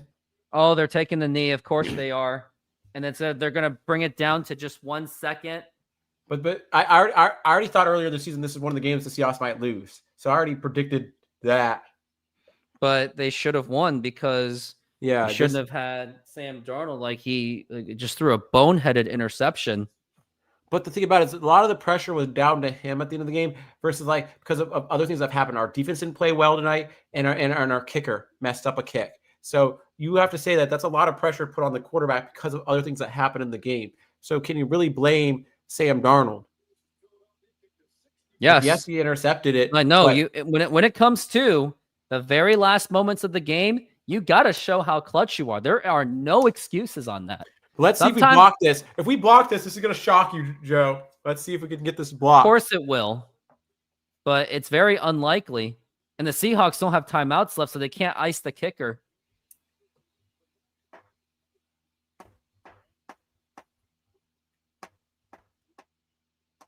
It's 2 for 2. It's Chase McLaughlin on the field goal. And it's going to be 2nd and 11 with 3 seconds left. Going to be a 39-yard attempt. This is a very doable field goal. I mean, if the Seahawks fans better be screaming out there. And this is for the game. And now the kick is up. And that is right through the uprights. And that is good. And the ball game is over. The Seattle Seahawks will go down against the Tampa Bay Buccaneers. Buccaneers will go to 4-1. And the Seahawks will go to 3-2. 38-35 Buccaneers. And all I can say, it was that costly interception by Sam Darnold. And that's all I can really say. I would say that there was things that built up to that point.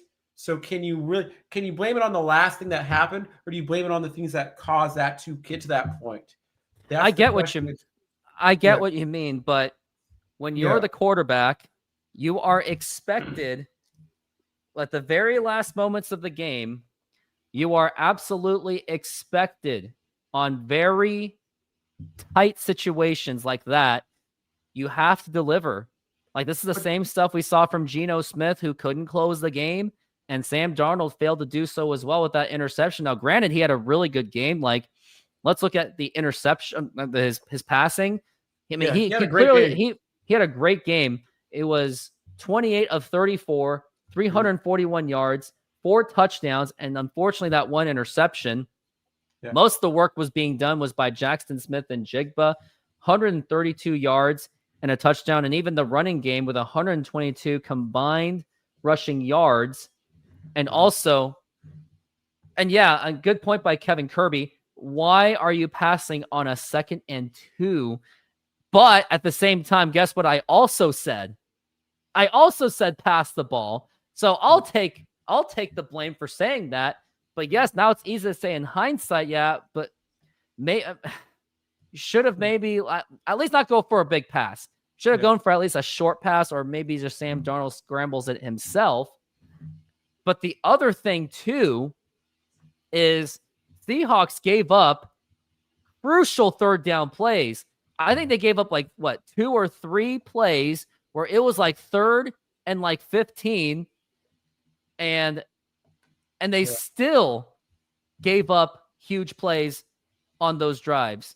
That's why Baker Mayfield was able to get those big passes. So biggest factors of this game was Sam Darnold with that interception at the very last of it. And then how about the fact that Seahawks defense was absolutely atrocious. They gave up critical 3rd down plays where when it's 3rd and 15, usually it's just hopeless for that offense. But the defense, they failed miserably. And that was a reflection of the fact that Julian Love is out and Devon Witherspoon is also out. So that is a big factor on why the defense was terrible. And the guys that were supposed to step up, they failed to do so, which was why it was a 38-35 game. And were there any other problems that you saw? Because offensive line was great. I can give them that, because they didn't even give up. I don't think they gave up even 1 sack for the Seahawks, but so was the offensive line for the Tampa Bay Buccaneers, which is why we saw Baker Mayfield having an insane amount of time.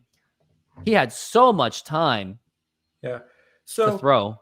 So the couple of different things in that game is, and part of it in games like this is your quarterback and how they finish the game, but also part of it is your kicker. Because you think about it, if their kicker made more kicks than us, he made more field goals than us. That was one of the big deciding factors of the game. Our defense didn't play great, but our defense is injured. You try to overcome that stuff, and Sam Darnold had a great game. He made one mistake at the end of the game, but it was a lot of stuff that built to that point.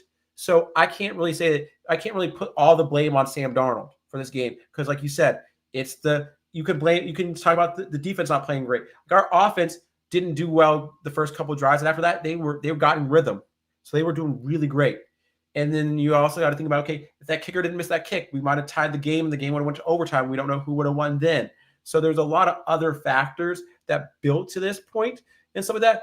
And it's the first one that he's kind of like if you look at these 2 games where we lost, you can see plays that look like a Sam Darnold mistake, but it's really Sam Darnold's fault. At the end of the day, it's very hard to say, because with Geno Smith, it was very obvious. You could see in some games that it was Geno's fault. He just literally threw it to the other team in the red zone. Here was oh, the ball bounced off the guy's helmet. The bad throw there just bounced off the guy's helmet. So it's it's a different situation, because when you compare what Sam Darnold has done to what Geno did for us before, Geno was interception in the red zone. This was way back at the 30-yard line, going down for a drive. I know it's not great.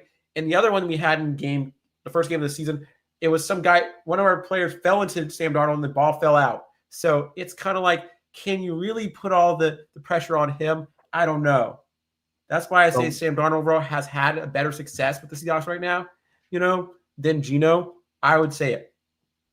Well, the other thing we can also talk about also with the fact that Jason Myers missed that really critical field goal. And I know that it was early in the game, but those are things that just add up. People can just say, oh, it's just 3 points. No, you got to get every bit of points, because every point counts. Everything matters. Just reasons why you don't want to say it's just one game, no, stuff like that just adds up. So Yeah, because but yeah, yeah, and like you said, the field goal, that's a big thing there. Like that's twice that's 2 weeks in a row that Jason Myers has put us in this situation. He won one because Sam Darnold bailed him out. You got to admit, last week Sam Darnold bailed not only that, Jason last Myers week out. it was also Arizona's terrible kick at the very end of the game. That's was true. Also what didn't help. So you could also say that it was Arizona's fault. Like, if you look at this, Tampa Bay looks like a more competent organization than Arizona. They executed better and won the game. Then, that's just how they were. So and that's the thing about it is that we still have even I think Mike McDonald says, it's like, even if you win or lose, it's like there's still things to clean up, Well, they better clean it up quickly because this is the second loss was not only attributed to the fact that Sam Darnold couldn't finish those drives, the very last ones. Now, the first one, he just ran into the guy, or just a lot of confusion going on. But also, the defense has just been terrible this season. And last time they lost, that was with a fully strength defense. But now Seahawks are depleted. No Devon Witherspoon, no Julian Love. So that's why the big plays just couldn't happen.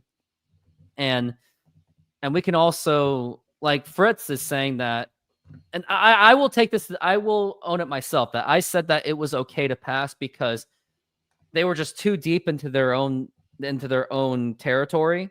Yeah. So I thought the pass would have been okay, but I didn't think like going for a little like a mid kind of pass, maybe like a short kind of pass, and that's what Fritz is saying. They should have just run the ball on that one because the Seahawks running game wasn't that bad.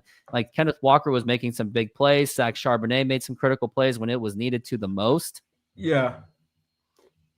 And I don't feel bad for us losing this game because we played really great, And I think overall, I feel really strong about our team and stuff like that. I feel more upset about the first loss we had to San Francisco than I feel about this loss. Because when I looked at the season and I looked at the start of the season, I said that Tampa Bay could be a game we could lose. I already said that at the beginning of the season. So I already knew in my mind that if I looked at what games we would lose and the amount of maybe we could lose, 5 to 7 games this year, I could see that this was one of the games. The San Francisco game, I felt like that was a bigger hurt to the organization this season overall than this game has been. And so I guess, yeah. So that's how I look at this at the end of the day, because, you can't win every game and you're going to lose at least 5 games a year on average. So you got to go back to it and say, hey, well, where's the losses? And so to me, I'm like, this happened to us. We didn't execute well at the end of the we didn't execute well at the end of the game. We had some mistakes early on in the game. We should have never got down 0-13. That's a lot to catch. It is something to catch up. And I knew we would catch it up, but that's still work to do, And so like you said, we said this before, we don't do as well at home. We know how to execute on the road, but we can't execute at home. That is the weird part. But the other thing that kind of gets me too is when the Seahawks scored on that last drive, the only thing I was concerned about, it was the fact that they didn't really do a good job managing the clock. It seemed that they were just scoring like they were in a hurry as if it was a 2-minute drill when they had just too much time. Mm-hmm. And knowing how much the defense had been struggling all game, I think they should have milked the clock as much as they could, like run plays there and there, some short passes, but not like the big passes. Now, granted, it was cool that Sam Darnold made a big oopsie pass. That was like on a 4th and 2. But even before that, they were making too big of plays. And I know that you got to make the big plays. You got to score whenever there is opportunities. But there was also an opportunity to just keep milking the clock because Tampa Bay's defense also wasn't that great either. And as long as you weren't throwing interceptions, I think it was okay to just burn the clock up until the very last seconds of the game. Now, it does seem very unrealistic to burn the clock with 7 minutes left, but I still think they should have just closed it just a little bit more. So there's a lot of things that just went wrong, but I think my top 3 is bad clock management, bad defense, and just the fact that Sam Darnold just couldn't finish. And now you can't put 100% of it. But the thing is, when you are the starting quarterback, when you are the captain of the team, you are expected to make the big plays. Not every game is going to be handed to you by great defense. So sometimes you just got to be there to be able to perform in such clutch moments. Like, even with the bad defense by the Buccaneers themselves, Baker Mayfield, he still made big plays when he needed to the most. I mean, granted, yeah, sure, all he had to do was just hand the ball to the running back and just burn extra clock, but still, he was able to lead this team into a very needed victory, which it was a clear needed victory. And Baker Mayfield has been leading one of the leaders in game-winning drives. So again, biggest factors of the game was that was going against the Seahawks, bad defense, Sam Darnold throwing the interception, and also bad clock management. Give me your big three mistakes of this game. Well, I think one of the things that we noticed with Mike Macdonald as being a first-time head coach in his career and stuff like that, I think the big thing is that because he's so well known for his defense, he relies so much on the defense. You know what I mean? He sometimes gets a little too safe with the offense. Like, you got a guy in there that's a little bit more safe than Ryan Grubb with our offensive play calling. So I think that part of that is Mike Macdonald, the fact being too safe on offense and being relying too much on the defense. Saying, hey, the defense can get us out of all these problems. And yes, it does keep us in the games a lot, and we always are very competitive. So that's kind of a thing there. I think the other big problem I see in the game is Jason Myers. I think Jason Myers, that's 2 weeks in a row that he's been something that's caused more fans a headache, maybe than a savior of things. You know, I feel like he's the reason why sometimes we're in these situations. So I think it's Mike Macdonald's defense. I think it's the defense. And then I think it's also the part of it's like Mike Macdonald and the defense. And then the other problem I see is the Jason Myers problem. And then I just think that, like, what's the other thing I see in this game? It's just like end of game management. Like, you know, like you said, it's like how do we manage the game better at the end? Because we did leave a lot of time on the clock. We gave them like 3 minutes left. That's a lot of time to deal with and move because everybody has a 2-minute offensive drill and stuff. So I think that's the three things I kind of see where it's like we did leave a lot of time on the clock, but those are kind of things that built throughout the game. And that's where I see. And another thing is like, you know, it's like you said about Sam Darnold, it's like, yes, the pressure goes to the quarterback. And I understand that a lot of it goes to the quarterback, but I don't want to blame 100% on the quarterback. So like, it could be like maybe 25% blame is on the quarterback for having that pass, maybe something like that. But I think there's a lot of stuff that built to that factor. So I still give him some of the blame because he did have to throw the interception. So that is on him. So I would say that's maybe what, a third of the problem of the game, maybe a fourth of the problem of the game, and why we lost. But it was mostly defense and bad clock management. Yeah. But I think we're pretty much agree. Yeah, I think there's things that we can agree with. I know that you said that I'm a bit too harsh on the quarterback, but I'm also the guy that's like, well, not everything's handed to you, so you better like on the last drive, you're still expected to like perform at a game-winning drive situations because Baker Mayfield do it, other quarterback greats have done it. So yes, I agree. Defense was terrible, bad clock management, but even on that very last moment, you still got to perform because if you ain't going to do it in the regular season, how are you going to do it in the playoffs? But that's just my thoughts. And well, like you're saying, it's like you can put some of the blame on the quarterback, but in games like this, and you see the whole picture, he's only a piece of the whole reason why we lost. So like I said, it's 20, maybe 30% of the problem is the quarterback not finishing and not having that interception. But like you said, like we both agree, it's like there's multiple things that factor into this. And it's like, you got to be able to finish as a quarterback. The greats can finish. And that's why you considered a top tier quarterback versus considered a mid tier quarterback. It is true. Well, that I think is going to do it for me and ourselves. But Epic Sea Films, do you have any last second advice in life before we get off this show? Yes. Have fun, live life, don't drink, don't smoke, and, just have a wonderful day. Absolutely. Everyone, thank you very much for watching, and go Hawks. Go Hawks.